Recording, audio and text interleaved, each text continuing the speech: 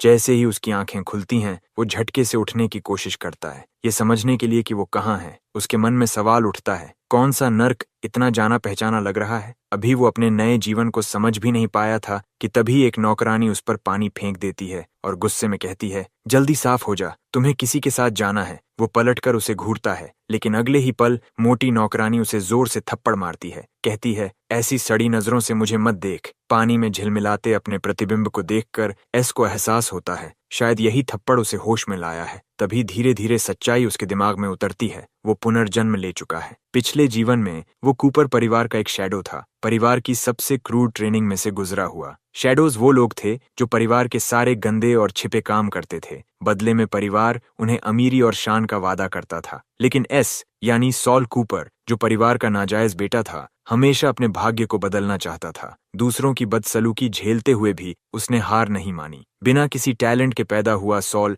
दिन रात ट्रेनिंग करता रहा। परिवार ने उसे कभी नहीं अपनाया, पर उसने खुद ही उनके लिए लड़ना शुरू कर दिया। दुश्मनों को मारना, उनके सबूत मिटाना, जो भी कहा गया सब कुछ किया। कई जीतों के बाद उसे लगा कि अब परिवार उसे पुरस्कृत करेगा, लेकिन किस्मत कुछ और ही चाहती थी। उसे धोखा दिया गया। पीछे मुड़कर देखने पर शायद उसे पहले ही शक करना चाहिए था। तभी उसे पता चला कि शैडो ओथ नाम की एक शैतानी ब्लड मैजिक से वो पहले ही बांध दिया गया था। उसके सारे बढ़ते हुए स्ट्रेंथ और स्किल्स उसके मास्टर में ट्रांसफर होते रहते थे, और उसके मास्टर को जो भी चोट लगती वो दर्द सॉल को सहना पड़ता। जो कुछ भी उसे दिया गया था वो सिर्फ एक बेट था। गुस्से और नफरत से भरे सॉल ने आखिरी बार अपनी पूरी ताकत झोंक दी और अपने मास्टर पर वार कर दिया। उसी पल उसने समझ लिया कि ब्लड मैजिक को उलटने का रहस्य क्या है, और मरने से पहले उसने अपनी सारी छिनी हुई ताकत वापस खींच ली। अब नए जीवन में उसने तय किया वो वही गलती दोबारा नहीं करेगा। लेकिन जैसे ही सोचता है, उसका पेट भूख से कराह उठता है। उसकी नजर एक चूहे पर पड़ती है और बिना झिझक वो उसे खा जाता है, क्योंकि पिछले जीवन में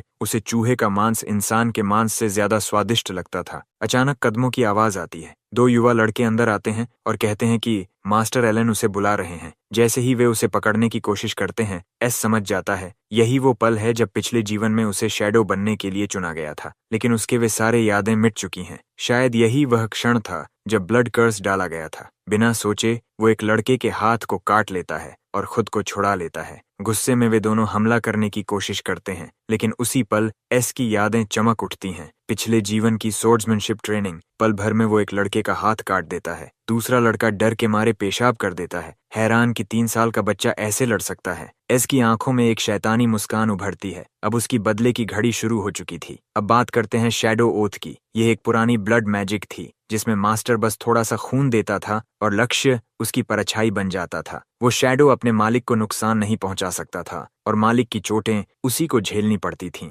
लेकिन उसका सारा विकास, सारी ताकत ओथ मास्टर के पास चली जाती थी। इसकी क्रूरता देखकर एम्पायर ने 100 साल पहले ही इसके सारे ग्रिमोर्स नष्ट करने का आदेश दे दिया था। वो 2 नौकर जो एस को लाने गए थे, अब खुद एलन कूपर से थप्पड़ खा रहे थे। सिर्फ 8 साल की उम्र में ही एलन कूपर परिवार का अगला उत्तराधिकारी था। वो आदमी जो एस से हारा था, घुटनों पर झुककर माफी मांगता है। एलन गुस्से में एस के पास जाता है, कहता है, हिम्मत है इस बच्चे में, मेरे आदमियों को पीट दिया। जवाब में एस चुप रहता है। एलन आदेश देता है, इसे डंजन में डाल दो। लेकिन इससे पहले कि सिपाही आगे बढ़े, एलन की माँ हेरा कूपर बीच में आ जाती है। वो नरमी से कहती है, यही बच्चा तो हमेशा अकेला रहा है, इसका ऐसा व्यवहार स्वाभाविक है। फिर धीरे से जोड़ती है, अभी जरूरत सजा की नहीं, ओथ टेकिंग सेरेमोनी की तैयारी की है। हीरा उसके पास झुककर एलन को याद दिलाती है, याद है ना मैंने पहले क्या कहा था। एलन थोड़ा हिल गया था, लेकिन अब भी सोच रहा था कि उसकी माँ ने एस को उसका शैडो बनने के लिए क्यों चुना। उसके मन में जलन थी। वो इंतजार नहीं कर सकता था उस पल का जब वो इस बच्चे को पूरी तरह बर्बाद कर सकेगा।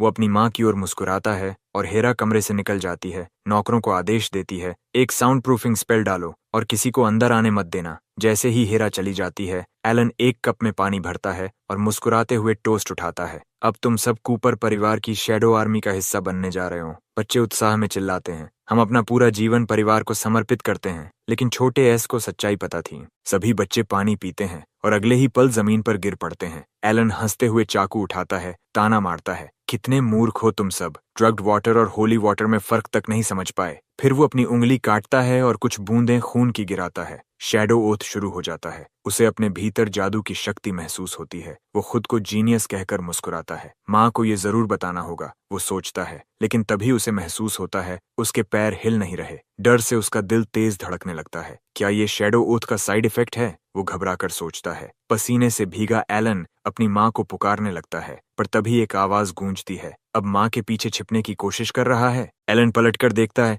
और याद करता है कि साउंड प्रूफ स्पेल डाला गया था। कोई उसकी आवाज नहीं सुन सकता। आंसू उसकी आंखों में भर आते हैं। वो धीरे धीरे घूमता है। सामने एस खड़ा है, हाथ में तलवार ली। एलन का चेहरा सफेद पड़ जाता है। वो समझ जाता है एस सॉल कूपर, लेकिन उसे समझ नहीं आता कि एस को शैडो ओथ के बारे में कैसे पता चला। एस मुस्कुराकर कहता है, मुझे बहुत कुछ पता है। अगर मैं शैडो ओथ को उलट दूं तो तुम्हारी हालत कैसी होगी एलन? इतना कहकर एस तलवार जमीन में गाड़ देता है। उसी पल एलन के दिल में दर्द उठता है। वो तड़पने लगता है। रुको, तुम क्या कर रहे हो? वो चिल्लाता है। एस ठंडे स्वर में जवाब देता है, पिछले जीवन में मैंने सब कुछ वापस पाने के लिए अपनी जान दी थी। इस बार बस बदला चुका रहा हूँ। तभी कमरे में एलन की दर्द भरी चीख गूंज उठती है। साउंड प्रूफ स्पेल टूट चुका था। बाहर हीरा और नौकर डर जाते हैं। हीरा तुरंत समझ जाती है ये आवाज एलन की है। वो दौड़कर कमरे में जाती है। उसे बिस्तर पर बैठा पाती है, चेहरा पीला और आंखें खाली। बटलर कहता है, यंग मास्टर ठीक हैं, बस जादू ज्यादा इस्तेमाल करने से थक गए हैं। साउंड बैरियर इसलिए टूटी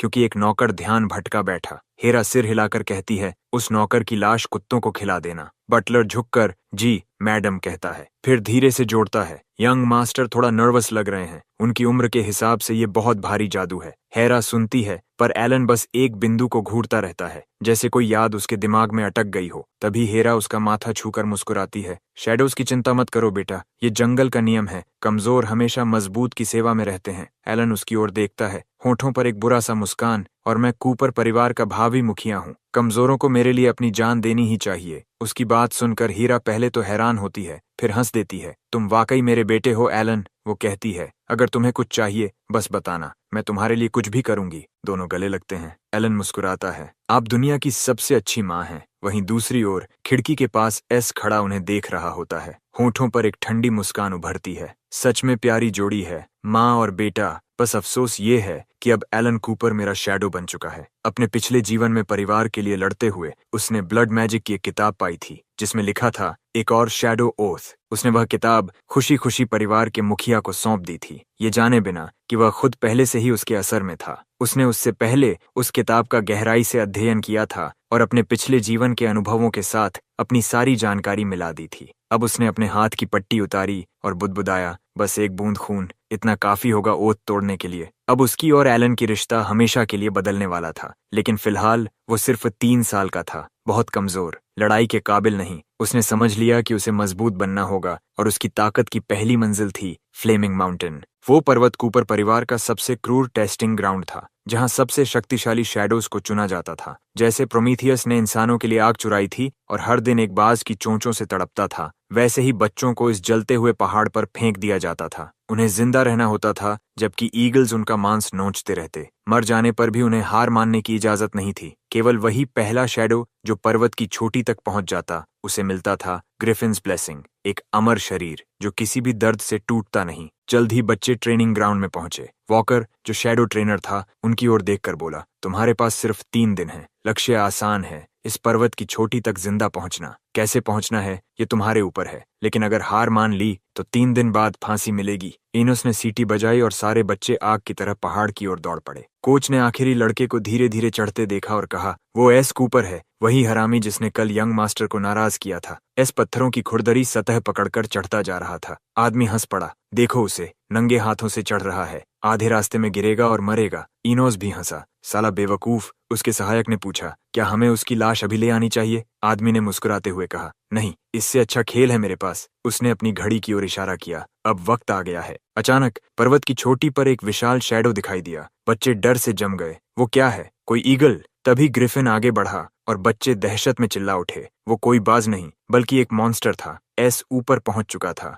चारों ओर बिखरी लाशें और बीच में खड़ा वो विशाल ग्रिफिन। वह एक छोटे बच्चे का शव अपने जबड़ों में दबाकर चबा रहा था। आंखों में भूख चमक रही थी। एनोस ने अपनी पीठ से धनुष निकाला। कल इस बच्चे ने यंग मास्टर को नाराज किया था, अब ग्रिफिन उसे खत्म करेगा। उसने निशाना साधा और तीर छोड़ा। तीर ग्रिफिन के सिर से कुछ सेंटीमीटर दूर से गुजरा। ग्रिफिन गरजा, कौन है जिसने मुझ पर हमला करने की हिम्मत की? तभी एस पूरी तरह चट्टान पर चढ़ चुका था। ग्रिफिन ने समझा वही हमलावर है और उस पर झपटा। मर जा मूर्ख! लेकिन एस मुस्कुराया। ये बात मैं भी कह सकता हूँ। वो उछलकर उसके हमले से बच गया। वो इस परीक्षा से पहले भी गुजर चुका था। उसे पता था ग्रिफिन्स ब्लेसिंग पाने का एक ही रास्ता है। वो ग्रिफिन की पीठ पर कूदा और तलवार खींचकर उसका सिर निशाना बनाया। मुस्कुराते हुए बोला, बस तुझे वश में करना है। वो ग्रिफिन एक एस रैंक मॉन्स्टर था, danger level 4 star, flame mountain पर जन्मा। कहा जाता था इंसानी दिमाग खाने के बाद उसने साइकिक कम्युनिकेशन की शक्ति पाली थी। कूपर परिवार ने उससे सौदा किया था। बदले में खाना देकर उसे शैडोज की परीक्षा लेने का हक दिया गया।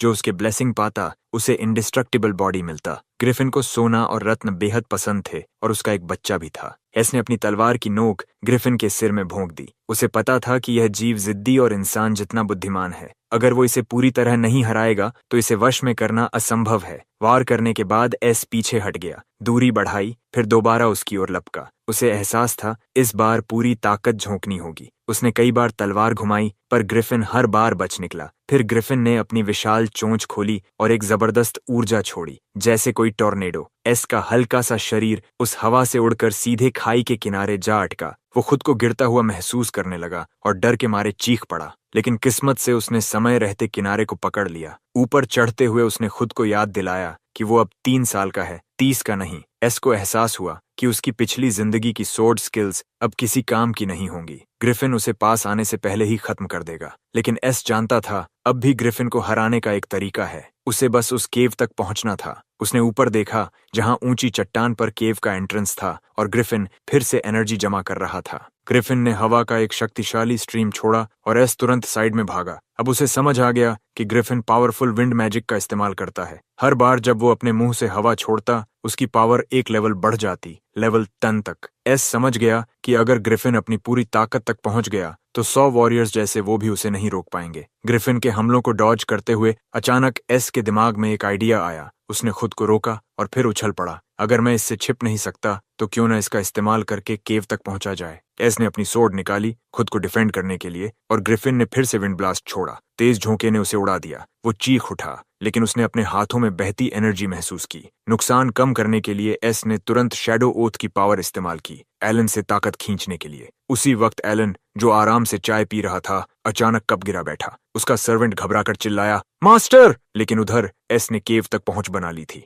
उसने तुरंत अंदर दौड़ लगाई, मन ही मन सोचते हुए कि वो कामयाब हो गया है, अब बस जल्दी करनी है। ग्रिफिन केव के एंट्रेंस तक पहुंचा और अंदर से आती फुटस्टेप्स सुनी। वो गुस्से में गरजता हुआ एस के पीछे दौड़ा, लेकिन केव के अंत में पहुंचकर उसने जो देखा उससे वो ठिठक गया। एस उसकी संतान को सोर्ड से धमका रहा था। ग्रिफिन ने दहाड़ लगाई और अपने बच्चे को पुकारा। एस जानता था कि कुछ ही लोग जानते हैं, ऐसे शक्तिशाली जीवों के बच्चे टूटे हुए पंखों के साथ पैदा होते हैं और उड़ नहीं सकते। ग्रिफिन ने पूछा, तू मेरे बच्चे के साथ क्या करने वाला है? एस ने उसे शांत किया, चिंता मत करो, मैं तुम्हारे बच्चे को नुकसान नहीं पहुंचाऊंगा, बल्कि मैं इसके पंख ठीक कर सकता हूं ताकि ये फिर से उड़ सके। ग्रिफिन चौंक गया, उसकी दिलचस्पी बढ़ी। तब एस ने कहा, बस एक शर्त है। उधर ट्रेनर इनोस वॉकर और उसका असिस्टेंट पहाड़ की चोटी की ओर जा रहे थे। उन्होंने देखा कि एस अब वहां नहीं है। दोनों ने चर्चा की कि शायद ग्रिफिन ने एस को खा लिया है। इनोस बोला, हमें यंग मास्टर एलन को रिपोर्ट करनी चाहिए, इनाम मिलेगा। उसका असिस्टेंट भी सहमत हुआ। तभी अचानक एस उनके पीछे से प्रकट हुआ, ग्रिफिन की सवारी करते हुए। दोनों डर के मारे पलटे और एस ने हाथ बांधकर मुस्कुराते हुए कहा, अब बस तुम्हें निराश करके नरक भेजना बाकी है, जहां तुम मेरा इंतजार करोगे। एनोस ने चीख कर कहा, एस ये कैसे? लेकिन ग्रिफिन पहले ही हमला करने की तैयारी कर चुका था। इनोस और उसका साथी डर कर भागे, चिल्लाते हुए, इम्पॉसिबल! कुछ मिनटों बाद जब उनमें से एक की लाश जमीन पर थी, ग्रिफिन ने कहा, मैंने अपना हिस्सा पूरा किया, अब तेरी बारी है। एस ने गहरी सांस ली और कहा, ठीक है। उसने ग्रिफिन से कहा कि उसे उत्तर दिशा के पहाड़ों में स्थित डंजन तक ले चले। ग्रिफिन ने एस को उड़ाकर पत्थरों की उस भूमि तक पहुंचाया जहां एक विशाल दरवाजा था। ग्रिफिन बोला, जैसा तय हुआ तू पर्सियस की तलवार लाएगा और मुझे मेडूसा का खून दिलाएगा जो हर बीमारी का इलाज कर सकता है। एस मुस्कुराया, कोई दिक्कत नहीं, लेकिन अंदर ही अंदर सोच रहा था उसका असली मकसद न तलवार है न ग्रिफिन की मदद, बल्कि उस डंजन को नष्ट करना है। ग्रिफिन ने दरवाजे खोले और एस ने भीतर झांका। अंधेरे में धीरे धीरे रोशनी घुसी और सामने आई गॉर्गन मेडूसा की मूर्ति 3 स्टैच्यूज के साथ। ग्रिफिन ने एक स्टैच्यू पर हमला किया, लेकिन हैरानी से देखा कि वो पीछे हट गई। उसने जितना नुकसान पहुंचाया, मूर्ति उतनी ही धीरे धीरे खुद को फिर से जोड़ लेती। एस ने गौर किया, उन तीनों स्टैच्यूज में 5 अंग नहीं हैं। जैसे मिथोलॉजी की ग्रे सिस्टर्स के पास केवल एक शेयर्ड आई और एक शेयर्ड टूथ होती थी। क्योंकि मेडूसा और उसकी बहनें सी डीटीज की बेटियां थीं, उनके पास सी वाटर को कंट्रोल करने की शक्ति थी, इसलिए वे भागने लगी। ग्रिफिन गरज कर बोला, भागने से कुछ नहीं होगा। एस, कुछ सोच, सोर्ड कैसे ढूंढे? एस ने कहा, मैं खोज ही रहा हूँ। ग्रिफिन ने चेताया, अगर यही चलता रहा तो ये जगह कोलैप्स हो जाएगी। तभी एस की नजर दीवार पर खुदे रून्स पर पड़ी। उसे अचानक एक ख्याल आया, क्या वो इस सीक्रेट रेल्म को गिराकर सब कुछ यहीं दफन कर सकता है और फिर उस सीक्रेट टनल से निकल सकता है जो उसने पिछली जिंदगी में खोजी थी? लेकिन शायद वो विनाश भी काफी न हो। एस ने कहा, इन रून्स में लिखा है, ऊपर वाली आय निकाल दो तभी ये हमला रोकेंगी। ग्रिफिन ने आंख निकाली और तुरंत स्टैच्यू पानी में बदल गई। एस बोला, इन रून्स में बताया गया है कि पर्सियस ने मेडूसा का ठिकाना तभी पाया था जब उसने ग्रे सिस्टर्स की आय चुरा ली थी। वही उनकी कमजोरी थी। ग्रिफिन ने पूछा, और वो सोर्ड या वो ब्लड जो मेरे बच्चे को ठीक कर सकता है? एस ने सोर्ड की ओर इशारा किया। पर्सियस ने इसी तलवार से मेडूसा का सिर काटा था। तब 2 तरह का खून बहा, रेड और ग्रीन। रेड ब्लड जहर की तरह है जो हर जीवित आत्मा को मार देता है, और ग्रीन ब्लड हर बीमारी को ठीक कर देता है। लेकिन ये सब लेजेंड्स हैं। एस ने आगे कहा, इस सीक्रेट रेल्म में एक और रहस्य है। पर्सियस की सोर्ड का प्रकट होना मेडूसा के रिवाइवल का संकेत है। जैसे ही मेडूसा की स्टैच्यू एक्टिवेटेड हुई, एस समझ गया, अब जाने का समय है। ये स्टैच्यू तब तक नहीं रुकेगी जब तक उसे पर्सियस की सोर्ड से बिहेड न किया जाए। उसने इधर उधर देखा, ग्रिफिन कहीं नहीं दिख रहा था। फिर उसने देखा वो चट्टान के पीछे छिपा हुआ है। ग्रिफिन बोला, ये मेरे बस की नहीं, बाकी तू देख ले, मुझे मरने का कोई शौक नहीं। एस चौंक गया जब उसने देखा कि ग्रिफिन अपना आकार छोटा कर सकता है। सौभाग्य से एस इस सीक्रेट रेल्म से पहले गुजर चुका था, इसलिए उसके पास विकल्प थे। उसे knights of the round table की शील्ड चाहिए थी, जिसकी रिफ्लेक्शन से वो मेडूसा की आंखों में सीधे देखने के खतरे को घटा सके और पत्थर बनने से बच सके। वो शील्ड मेडूसा की गेज अटैक को भी रोक सकती थी, लेकिन जब मेडूसा ने अपनी नजर छोड़ी, एस को एहसास हुआ कि शील्ड काफी नहीं है। सीक्रेट एग्जिट भी अब पूरी तरह नष्ट हो चुका था। उसकी करंट टैलेंट रैंक के हिसाब से वो पर्सियस की सोर्ड को वील्ड नहीं कर सकता था। फिर भी एस ने हार नहीं मानी। अगर मैंने कोशिश नहीं की तो आज मर जाऊंगा। उसने पूरी ताकत से सोर्ड की ओर हाथ बढ़ाया और हैरानी से देखा कि वो आसानी से उठ गई। तलवार हल्की लगी, बहुत हल्की, क्योंकि उसकी टैलेंट रैंक बहुत कम थी। तभी एलन की ताने मारती आवाज उसके दिमाग में गूंजी, डी रैंक जैसे तू होली सोर्ड को छूने के लायक भी नहीं। एस को वो दिन याद आया जब उसे क्रॉस पर बांधा गया था। एलन ने उसकी माँ से पूछा था, क्या ये अभी भी होश में है? उसकी माँ ने ठंडी आवाज में कहा था, एक सिंपल एमनीजिया स्पेल से सब खत्म हो जाएगा। एस को याद आया एलन ने कैसे उसकी सोर्ड्समैनशिप टैलेंट छीन ली थी। ग्रिफिन हैरान होकर देख रहा था। एस ने बंधन तोड़ दिए थे, बिल्कुल बिना किसी चोट के। एस को अब साफ याद आने लगा, उसकी पिछली जिंदगी में उसकी सोर्ड टैलेंट शायद एस रैंक या उससे भी ऊंची थी, लेकिन मैट्रियार्क ने फॉरबिडन मैजिक से वो टैलेंट एलन को दे दी थी और उसकी यादें मिटा दी थीं। अब सब कुछ और दिलचस्प हो गया था। एलन हो या पूरा परिवार, एस ने कसम खाई कि वो बदला जरूर लेगा। ग्रिफिन ने एस के चेहरे पर बदलती नजरों को देखा और डर गया। जब वो भागने की कोशिश करने लगा, एस ने पुकारा, ग्रिफिन। ग्रिफिन कांप गया। मैं एस रैंक मॉन्स्टर होकर भी इस बच्चे से डर क्यों रहा हूँ? एस ने ठंडे स्वर में कहा, तेरा सिर मेटल का बना है क्या? ग्रिफिन समझ गया, एस शुरू से ही उसे सीक्रेट रेल्म को नष्ट करने के लिए इस्तेमाल करना चाहता था, लेकिन क्योंकि एस उसके बच्चे को ठीक कर सकता था, उसने उसे माफ कर दिया। रेल्म से बाहर निकलते ही ग्रिफिन ने एस को आशीर्वाद दिया, तेरा शरीर अब कभी घायल नहीं होगा, चाहे कोई भी हमला क्यों न करे। एस ने महसूस किया कि उसका शरीर मजबूत हो रहा है। उसकी छोटी चोटें अपने आप ठीक हो रही हैं। अब उसे अपनी चोटें एलन पर ट्रांसफर करने की जरूरत नहीं थी। वो बोझ जो उसे मैट्रियार्च की निगाह में शक के घेरे में डाल सकता था, एस जानता है कि उसे अभी अपने एस रैंक सोर्ड टैलेंट को छुपा कर रखना होगा, वरना अनचाहा ट्रबल उसके सिर पर टूट पड़ेगा। वो ग्रिफिन को एक पोशन देता है और कहता है कि इसे अपने बच्चे को दे ताकि उसके विंग्स ठीक हो जाएं। जब ग्रिफिन अपने बच्चे को पोशन देता है और उसे उड़ते हुए देखता है, तो उसकी आंखों में खुशी चमक उठती है, लेकिन एस उसे याद दिलाता है कि अब जब बच्चा उड़ सकता है, अगर उसने एडल्टहुड से पहले किसी मास्टर को एक्सेप्ट नहीं किया तो वो हमेशा के लिए एक माइंडलेस बर्ड बनकर रह जाएगा। ग्रिफिन समझ नहीं पाता और पूछता है, तुम्हारा मतलब क्या है? एस हल्की मुस्कान के साथ कहता है, मैं बस एक अजनबी की तरह तुम्हें फ्रेंडली सलाह दे रहा हूँ। आखिरकार तुम भी तो तभी स्ट्रांग बने जब तुमने एक मास्टर को एक्सेप्ट किया था। ग्रिफिन को उसकी बात चुभती है। उसे याद आता है, अगर उसका पुराना मास्टर रोज उसे ह्यूमन ब्रेन्स नहीं खिलाता तो शायद वो कभी अवेकन ही न करता। लेकिन वो मास्टर तो 100 साल पहले मर चुका था। अब वो सोचता है, इतनी रूथलेस इंसान फिर कहाँ मिलेगा। तभी ग्रिफिन कहता है, तुम मेरे बच्चे को अपना पेट मॉन्स्टर बना लो। उसे लगता है कि एस जैसी बुद्धिमत्ता और स्किल वाला लड़का शायद एक दिन ब्लेड से भी आगे निकल जाए। एस मुस्कुराता है, बेट लग चुका था। वो कहता है, ठीक है, मैं इस बच्चे को एक्सेप्ट कर लूंगा, लेकिन एक डील के साथ। वो मांगता है, ब्लेड कूपर के बारे में ग्रिफिन जितनी भी जानकारी जानता है और वो प्रेशियस की जो कूपर परिवार की सेक्रेट जगह खोलती है जहां सोर्ड स्पिरिट ब्लेड की पूजा होती है। उधर मेट्रियार्क अपने गुस्से में हाउसकीपर पर चिल्लाती है, क्योंकि वो अब तक एलन के बेहोश होने का कारण नहीं जान पाया। वो पूछती है कि ये स्थिति और कब तक चलेगी। हाउसकीपर धीरे से कहता है, मैडम, यंग मास्टर के पास शैडो ओथ की प्रोटेक्शन है और वो हमेशा जल्दी रिकवर हो जाते हैं। लिटिल शैडोज उनकी चोटें अब्सॉर्ब कर लेते हैं और उनकी स्ट्रेंथ वापस भर देते हैं। मेट्रियार्क उसकी बात मानने लगती है, पर उसके दिल में अब भी शक बाकी है। कहीं ये सब शैडो ओथ सेरेमोनी के बाद तो नहीं शुरू हुआ? क्या कोई इसके पीछे है? तभी हाउसकीपर एक और खबर देता है। वो बताता है कि सैल कूपर ने कॉम्पिटेंस टेस्ट में फर्स्ट प्लेस हासिल किया है, जैसा कि उम्मीद थी। और उससे भी बड़ा झटका, एस ने ग्रिफिन का इस्तेमाल करके अंकल और नेफ्यू वॉकर दोनों को खत्म कर दिया और ग्रिफिन के बच्चे को अपना पेट मॉन्स्टर बना लिया। मेट्रियार्च की आंखें फैल जाती हैं। वो अभी कहाँ है? हाउसकीपर कहता है, दरवाजे के बाहर मैडम, मैं उसे बुला लाता हूँ। एस अंदर आता है, झुककर पोलाइटली पूछता है, मैडम आपने बुलाया?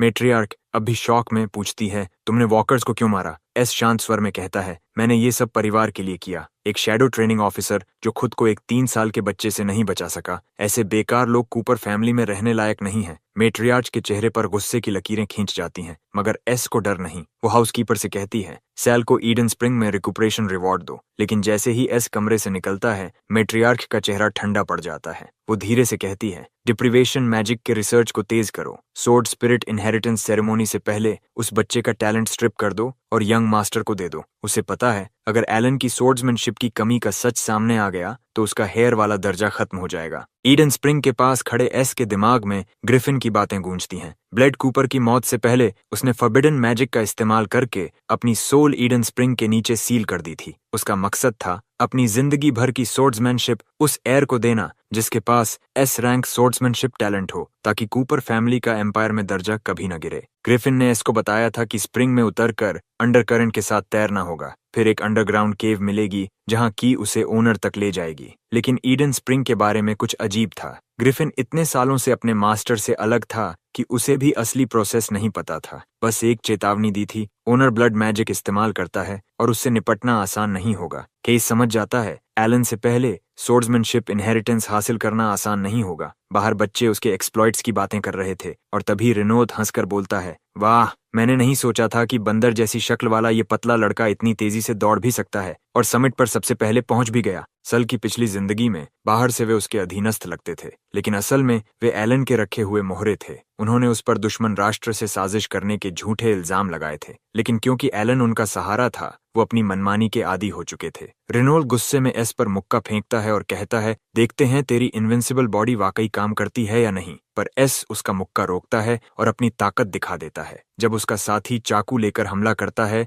एस रेनोल्ड को ढाल बना लेता है और उसी चाकू से उसे ही घायल कर देता है। वो दोनों को स्प्रिंग में फेंक देता है, क्योंकि ये स्प्रिंग चोटों को रिकवर कर सकती है। आखिर एस उन्हें भविष्य में अपनी ट्रेनिंग के लिए इस्तेमाल करना चाहता है। इस जन्म में एस उन्हें ऐसा कारण देगा जिसे वो ठुकरा नहीं सकेंगे और उन्हें अपने पॉन बना लेगा। एस पानी में काले जादू की ऑरा महसूस करता है। वो सोचता है, ये ईविल फॉरबिडन मैजिक जो ब्लड मैजिक के बराबर है, वो ऐसे स्प्रिंग में क्यों है जो हर जख्म और बीमारी को ठीक कर सकता है। शायद यही वो अजीब बात थी जो ग्रिफिन ने कही थी। पर जो भी हो, एस इस पानी को छू नहीं सकता। उसे कोई तरीका सोचना होगा जिससे वो स्प्रिंग के नीचे पहुंच सके बिना एक बूंद पानी छुए। तभी उसे मदद के लिए एक चीख सुनाई देती है। आवाज जानी पहचानी लगती है। एक नौकर एक लड़की को उसके बाल पकड़कर घसीट रहा होता है, क्योंकि उसने टी और पानी ठीक से सर्व नहीं किया। एस उस लड़की को पहचानता है। वो एंड्रिया है, जब नौकर उसे मारने वाला होता है, एस अपनी तलवार निकालता है और उसे वहीं मार देता है। एंड्रिया उसे देखती है और सोचती है कि वो कोई प्रिंस है।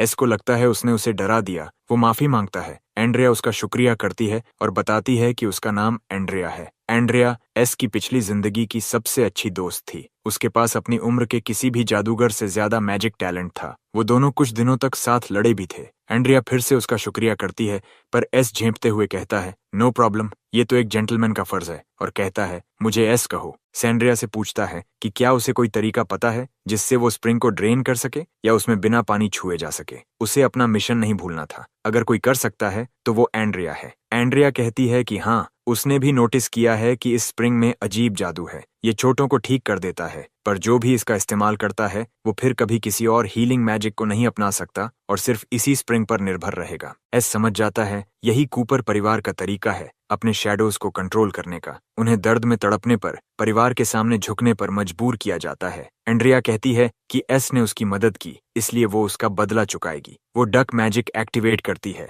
ऐसा जादू जो इंसान को बतख की तरह पानी में गोता लगाने देता है बिना भीगे हुए। जैसे ही नौकर एस को पकड़ने आते हैं, वो और एंड्रिया दोनों पानी में कूद जाते हैं। जब एस स्प्रिंग की अंडर करंट तक पहुंचता है, उसे पता चलता है यही जगह है, लेकिन एंड्रिया कहती है कि हमें यहाँ से निकल जाना चाहिए। पर इससे पहले कि वो निकल पाते, करंट उन्हें खींचकर एक केव में फेंक देता है। एस एंड्रिया को की दिखाता है और कहता है कि ये की उस जगह को अनलॉक कर सकती है जहां वे सोर्ड स्पिरिट की पूजा करते हैं, लेकिन चारों ओर कोई दरवाजा नहीं है, शायद इसे समन करना पड़ेगा। एस की एंड्रिया को देता है। वो कहती है, मुझे सोर्ड स्पिरिट क्या है नहीं पता, लेकिन मैं कोशिश कर सकती हूँ। जैसे ही एंड्रिया अपनी मैजिक से दरवाजा समन करने लगती है, एक मॉन्स्टर उन पर हमला करता है और उसी के मुंह पर डोर प्रकट होता है। एस एंड्रिया को जगाने की कोशिश करता है, पर उसके पास वक्त नहीं है, उसे आराम करने देता है। वो इनविजिबिलिटी मैजिक इस्तेमाल करता है जो एंड्रिया ने ही उसे पिछली जिंदगी में सिखाया था, ताकि अगर कोई खतरा आए तो वो आसानी से न दिखे, क्योंकि उसे पता था सोर्ड स्पिरिट की इनहेरिटेंस पाने की लड़ाई बहुत अगली होने वाली है। जब एस दरवाजे से अंदर कदम रखता है तो जो कुछ वो देखता है उसकी कल्पना से परे था। ऊपर से ईडन स्प्रिंग एक मेडिकल हॉट रिंग लगती थी,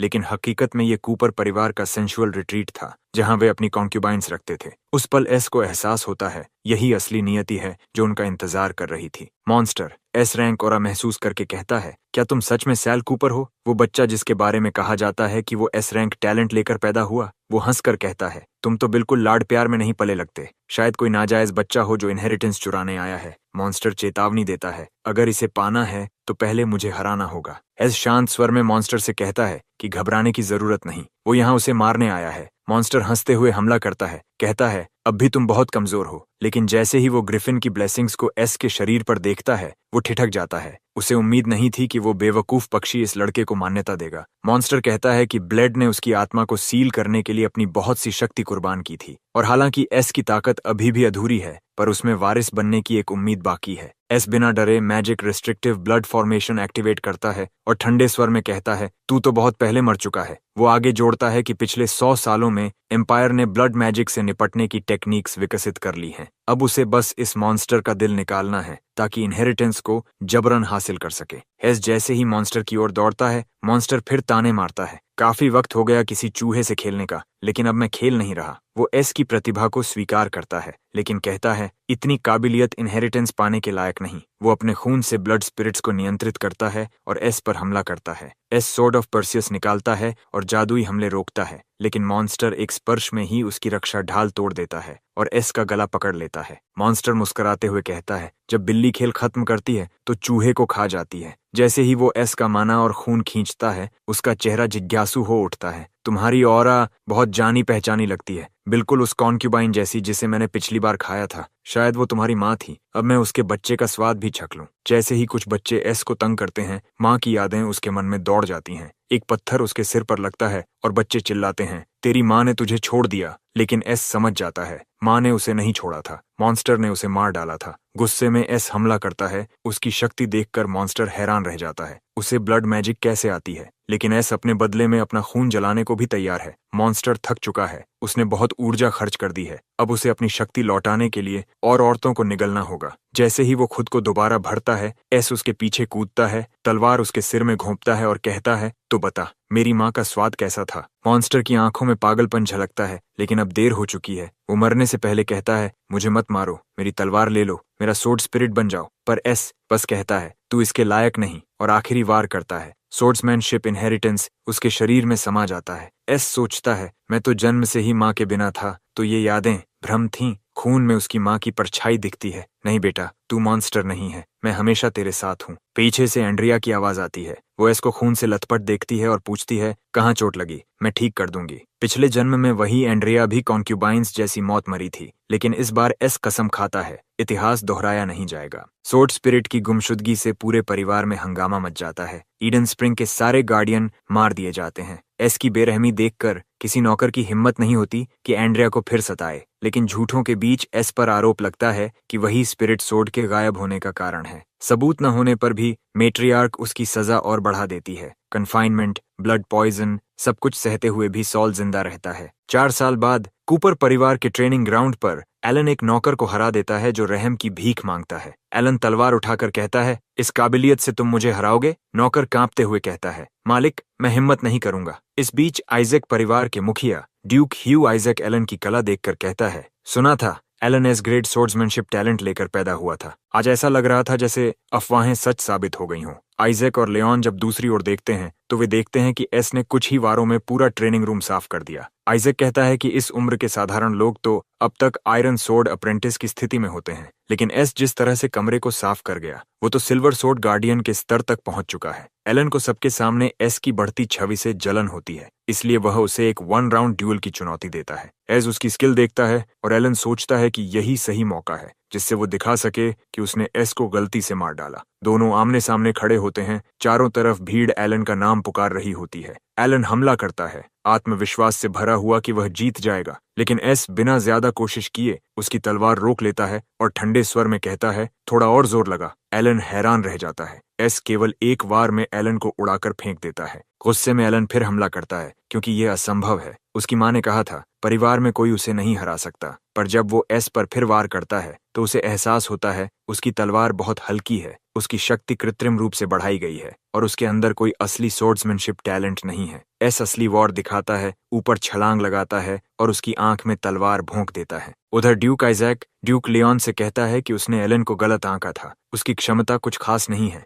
आइजैक यह तक कह देता है कि शायद नौकर भी नाटक कर रहे थे। लियोन उसे चेतावनी देता है, तुम हद पार कर रहे हो। आइजैक माफी मांगता है और कहता है कि उसकी बहन और एलन की सगाई हो चुकी है और वो नहीं चाहता कि उसकी बहन किसी नालायक आदमी से शादी करे। लियोन ताने मारता है, अगर शाही परिवार ने ये रिश्ता मंजूर न किया होता तो शायद तुम्हारी बहन को शादी करने का मौका ही न मिलता। आइजैक गुस्से में कहता है, दोहरा करके बोलो, लेकिन फिर खुद को रोक लेता है और कहता है, मैं अब तुम्हें परेशान नहीं करूंगा, पर 10 दिन बाद परिवारों के संयुक्त अभियान को मत भूलना। लियोन अपने नौकर से पूछता है, वो छोटा शैडो कौन है? नौकर बताता है कि उसका नाम एस है, वो उसकी किसी मिस्ट्रेस का बच्चा है, लेकिन यह दर्ज नहीं कि किसका। लियोन समझ जाता है एस उसका ही बेटा है और तभी सब साफ हो जाता है कि एस की सोर्ड टैलेंट इतनी तेज क्यों है। वह आदेश देता है कि सॉल को मेरे स्टडी रूम में भेजो। एस कमरे में घुसकर घुटनों के बल झुक जाता है। आपके आदेश सर। लियोन उसे देखता है। उसे एस से कोई भी टैलेंट ऑरा महसूस नहीं होती। वह सोचता है, क्या ये लड़का जानबूझकर अपनी शक्ति छिपा रहा है? क्या ये भविष्य में उत्तराधिकारी की जगह हड़पने की योजना बना रहा है?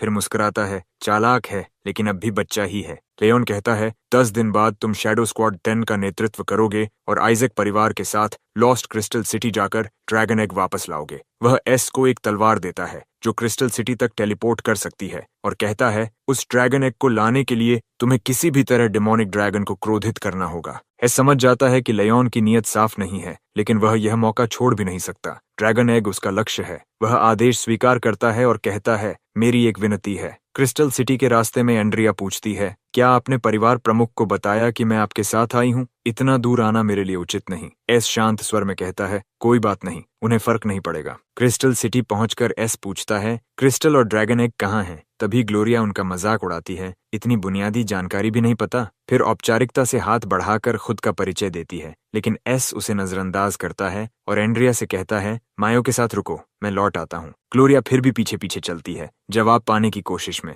पर एस ठंडे स्वर में कहता है, अगर हमने पोर्टल सूर्यास्त से पहले एक्टिवेट नहीं किया तो पूरा सफर बेकार जाएगा। उसे अपने पिछले जीवन की ग्लोरिया याद आती है, वही झंझट वाली औरत, लेकिन वो बस कंधे उचका देता है और सोचता है, उम्मीद है वो बेवकूफ पक्षी मियो अपना मिशन ठीक से पूरा करेगा। ग्लोरिया और एस जैसे ही पोर्टल एक्टिवेट करते हैं, कूपर परिवार के नौकर हैरान रह जाते हैं। आइजैक परिवार के गार्ड कहते हैं, यह तो टेलीपोर्टेशन फॉर्मेशन है। पोर्टल खुलता है और सामने क्रिस्टल सिटी दिखाई देती है। शहर की खूबसूरती देखकर एस सोचता है, क्या डिमोनिक ड्रैगन एग वाकई ऐसी जगह हो सकता है? तभी एक आइजैक गार्ड कूपर सैनिकों को मारने की तैयारी करता है, ताकि खुद ड्रैगन एग लेकर लौट सके और परिवार से इनाम पा सके। जैसे ही एस उन लोगों को बचाने की कोशिश करता है, लाइट सेंटिनल, जो क्रिस्टल सिटी की रक्षा करता है, पोर्टल से बाहर आता है और गार्ड के हमले को रोक देता है। जब एक सेंटिनल आइजैक फैमिली के गार्ड पर हमला करने ही वाला होता है, ग्लोरिया कूदकर उसे एक ही वार में काट देती है और गार्ड से ठंडी आवाज में पूछती है, किसने कहा था अपने मन से काम करने को?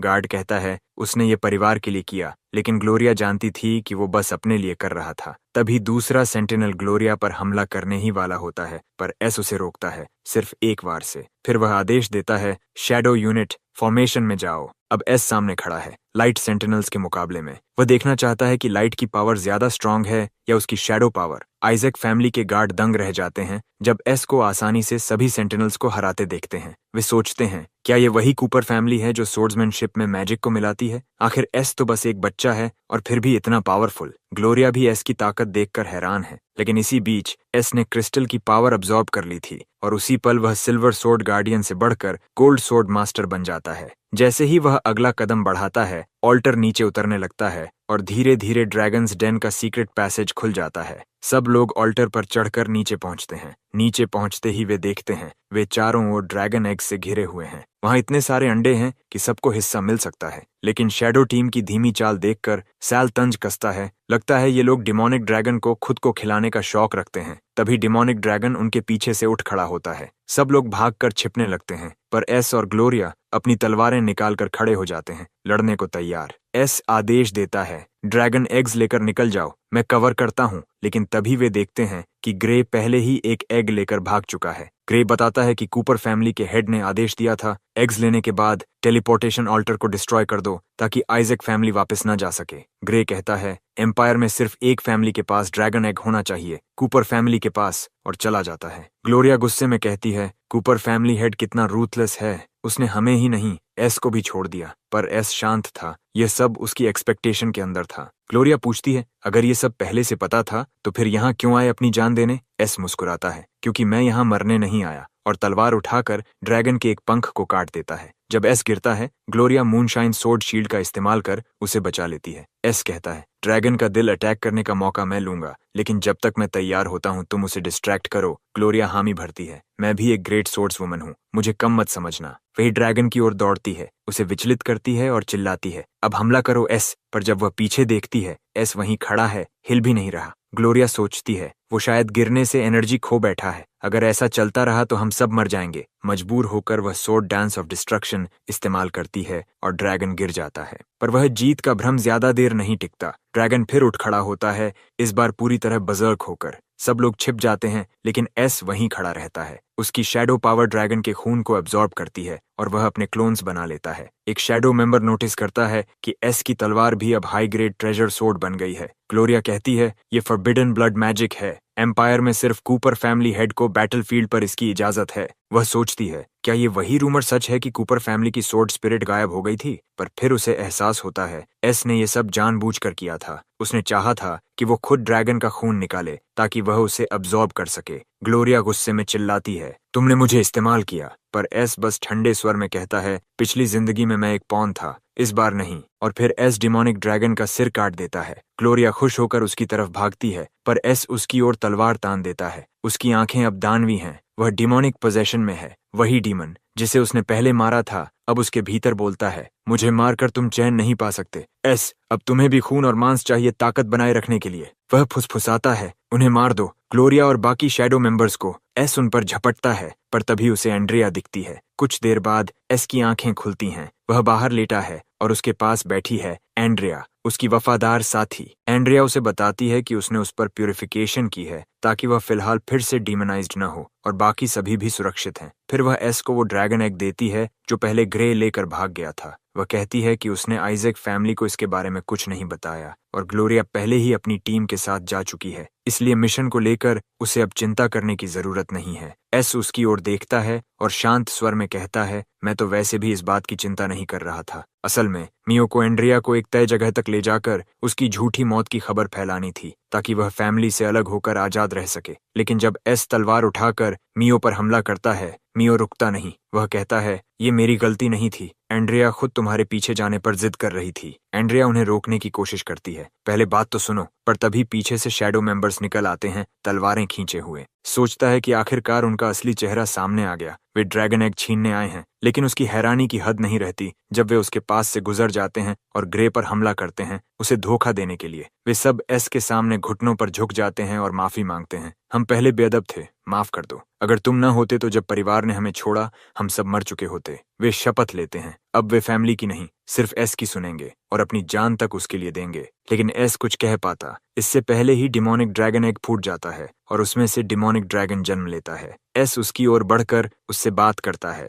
और ड्रैगन उसे अपने मालिक के रूप में स्वीकार कर लेता है। शैडो मेंबर्स खुशी से चिल्लाते हैं, कांग्रेचुलेशंस लॉर्ड एस, आपने डिमोनिक ड्रैगन को टेम कर लिया। और इसी पल से जन्म होता है सैल कूपर की रेबल फोर्स का, जो अब परिवार के खिलाफ उठ खड़ी होगी। दूसरी ओर कूपर मैंशन में एलन अपनी माँ से पूछता है, मैं हॉर्स रेसिंग ट्रैक्स पर कब जा सकता हूँ? वह कहती है, जब तुम्हारे पिता का काम खत्म हो जाए। तभी उसका पिता गुस्से में अंदर आता है, तुम दिन भर मौज कर रहे हो, जबकि एस ने न सिर्फ ड्रैगन को मारा बल्कि उसके बच्चे को भी टेम कर लिया। एलन की माँ बीच में बोलती है, ये एलन की गलती नहीं है, अगर वो गया होता तो वही ड्रैगन को टेम करता। इतना कहकर वह एलन को लेकर रेस ट्रैक चली जाती है। वह सर्वेंट से कहती है, एलन का हॉर्स शिप लाओ, और फिर धीमी आवाज में पूछती है, डिप्रीवेशन मैजिक पर रिसर्च का क्या हुआ? सर्वेंट झुककर कहता है, मैडम, रिसर्च पूरी तरह सक्सेसफुल रही है। अब हमें सिर्फ एस रैंक टैलेंट वाले सब्जेक्ट की जरूरत है। जैसे ही ये कंफर्म होगा कि ये जादू काम करता है, हम इसे एस कूपर पर इस्तेमाल करेंगे। 5 साल बाद एंड्रिया फिर से एस पर प्यूरिफिकेशन रिचुअल करती है ताकि वह आगे कभी डीमनाइज्ड न हो और तलवार तकनीक को खुलकर इस्तेमाल कर सके।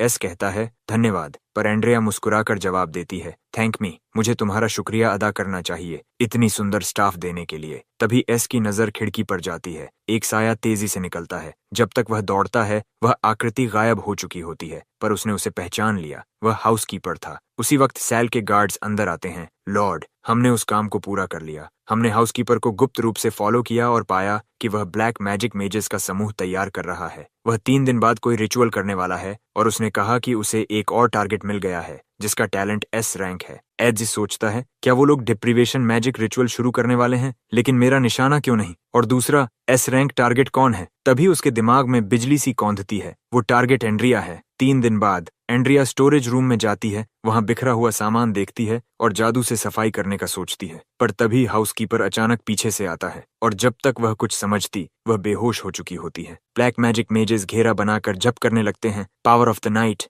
Here my command, from the abyss of the heart, condense in my palm, transfer the power to my control. काली ऊर्जा उनके चारों ओर बहने लगती है। हाउसकीपर खंजर उठाता है और सोचता है, जैसे ही उसके दिल का खून इस फॉर्मेशन में मिलेगा, उसकी प्रतिभा मेरी हो जाएगी। पर जैसे ही वह वार करता है, वह चौंक जाता है। एंड्रिया वहां है ही नहीं। भ्रमित होकर इधर उधर देखता है। तभी पीछे से एक आवाज आती है, तुम इल्यूजन मैजिक को कम आंक रहे थे। एंड्रिया उसके पीछे खड़ी थी। उसकी स्टाफ पर चमकता हुआ स्टारलॉक दमक रहा था। वह मंत्र पढ़ती है, स्टारलाइट बाइंड, और हाउसकीपर वहीं जकड़ जाता है। वह डर के मारे चिल्लाता है, उस पर हमला करो। ब्लैक मैजिक मेजेस उस पर टूट पड़ते हैं। एंड्रिया अपनी आंखें बंद करती है, कान ढक लेती है, ठीक वैसे ही जैसे एस ने उसे पहले सिखाया था। हाउसकीपर को कुछ अजीब आवाजें सुनाई देती हैं और जब सभी मेज बाहर देखते हैं तो वे दंग रह जाते हैं। सामने एक ग्रिफिन और एक डिमोनिक ड्रैगन, सब हैरान हैं कि अचानक ये मॉन्स्टर्स यहाँ कैसे आ गए, लेकिन हाउसकीपर का चेहरा सफेद पड़ जाता है। उसे तुरंत समझ आता है कि ये कोई और नहीं बल्कि सैल कूपर है। एस गुस्से से गरजता है, तूने एंड्रिया को छुआ,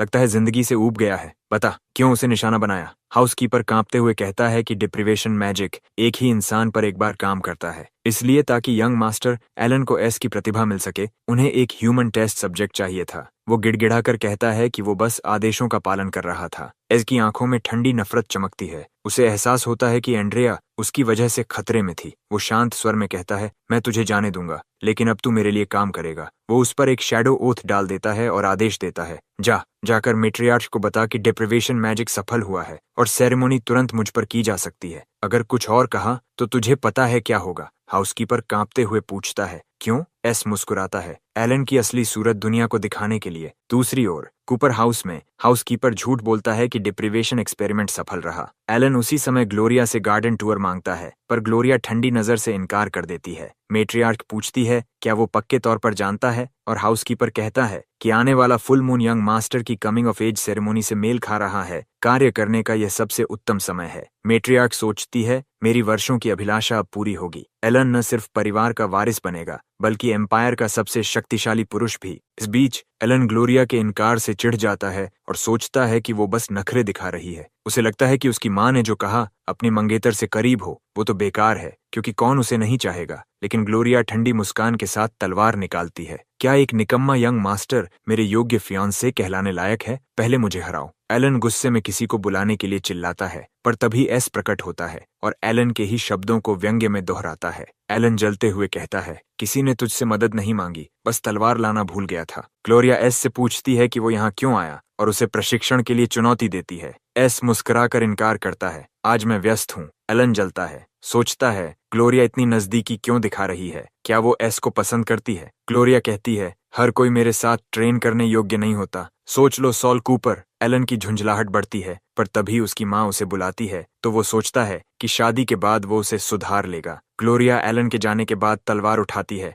अब जब वो परेशान करने वाला चला गया है, अगर तुमने ट्रेनिंग नहीं मानी तो मैं अभी हमला कर दूंगी। एस हंसता है और मान जाता है, ठीक है, लेकिन एक शर्त पर, मुझे तुम्हारे भाई ड्यूक आइजैक से मिलवाओ। जल्द ही एस ड्यूक आइजैक से मिलता है और कहता है कि उसके पास ग्लोरिया और एलन की सगाई रद्द करने का तरीका है, लेकिन बदले में उसे आइजैक परिवार की हेयरलूम इल्यूजनरी टाइम बॉक्स चाहिए। अपने पिछले जीवन में ड्यूक आइजैक एलन की प्लेबॉय नेचर से नाखुश था और कूपर परिवार से गठबंधन नहीं चाहता था, पर रॉयल फैमिली के कारण मना नहीं कर पाया। इस जीवन में एस उसी कमजोरी का फायदा उठाता है। ड्यूक आइजैक उसे घमंडी कहता है, राजसी वरदान वाली सगाई किसी आम आदमी के कहने से रद्द नहीं हो सकती, तू शर्त लगाने की हिम्मत कैसे करता है? एस शांत स्वर में कहता है, क्योंकि इस समस्या का हल सिर्फ मेरे पास है, और वह तलवार खींचता है। ड्यूक आइजैक की आंखें फैल जाती हैं, यही तो असली कूपर का बच्चा है, एस रैंक टैलेंट वाला। एस ठंडी मुस्कान के साथ कहता है, जब सगाई रद्द नहीं हो सकती तो उस कचरे को मिटा देना ही सही होगा। 1 महीने बाद हाउसकीपर मैट्रियार्च से कहता है कि सब तैयार है, पर सैल कूपर वहां नहीं है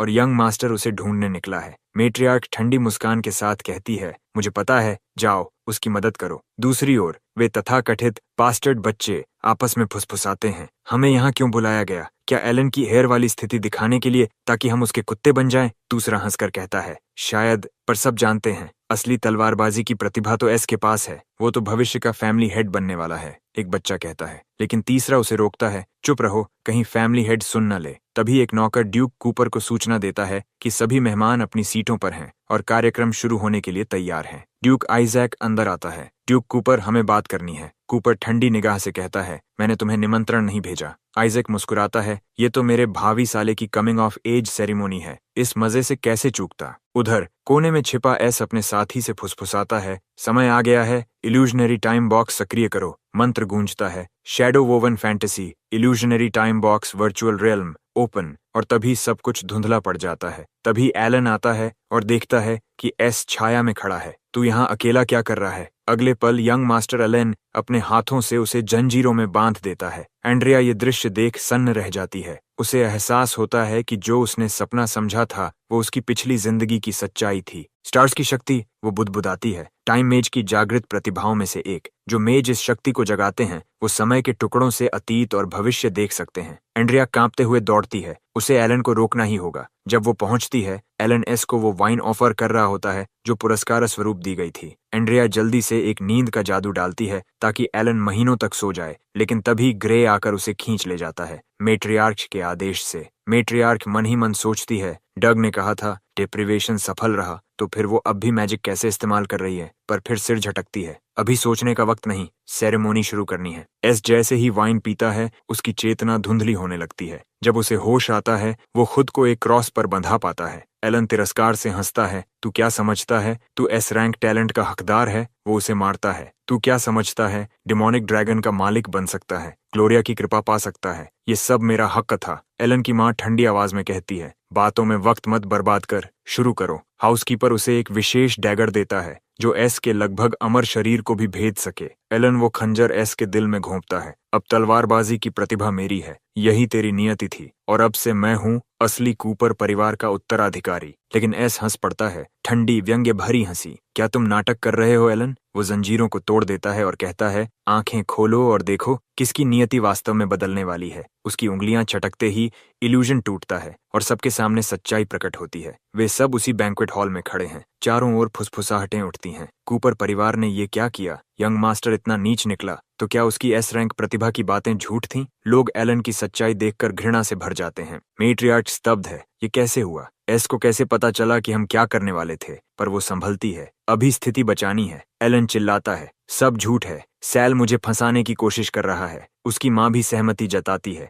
लेकिन तभी ड्यूक आइजैक आगे आता है, ताली बजाते हुए। वाह, क्या शानदार नाटक था! मैट्रियार्क झुककर कहती है, दंड दीजिए, मैंने ही एलन को आदेश दिया था। पर ड्यूक उसकी बात अनसुनी कर एलन को कमरे के पार फेंक देता है। एलन हाँफता है, मैंने कुछ गलत नहीं किया, ऐसे एक नाजायज बच्चा है, जो कुछ उसके पास है वो मेरा होना चाहिए था। चारों ओर से लोग बुदबुदाने लगते हैं। ड्यूक ने खुद अपनी ताकत से शिखर पाया था, पर क्या वो अपने बेटे की ऐसी करतूत सबके सामने उजागर करेगा? तब ड्यूक गूंजती आवाज में आदेश देता है, आज से उत्तराधिकारी प्रतियोगिता शुरू होती है। कोई नियम नहीं, जो जीतेगा वही वारिस कहलाएगा। और सब समझ जाते हैं, पहला लक्ष्य होगा एलन। इस बीच ड्यूक आइजैक ठंडी हंसी हंसता है। आखिरकार यह है महान कूपर परिवार की असली आत्मा, लालच और अहंकार में डूबी हुई। ड्यूक आइजैक ठंडी आवाज में कहता है, मैं हमारे दोनों परिवारों की एंगेजमेंट को रद्द करने का प्रस्ताव रखता हूँ। मैं अपनी बहन की शादी किसी झूठे और कमजोर आदमी से नहीं होने दूंगा। हॉल में सन्नाटा छा जाता है। ड्यूक कूपर जानता है ये सब इल्यूजनरी टाइम बॉक्स की शक्ति का परिणाम है, और इसमें कोई शक नहीं कि ड्यूक आइजैक अब एस के साथ मिल चुका है।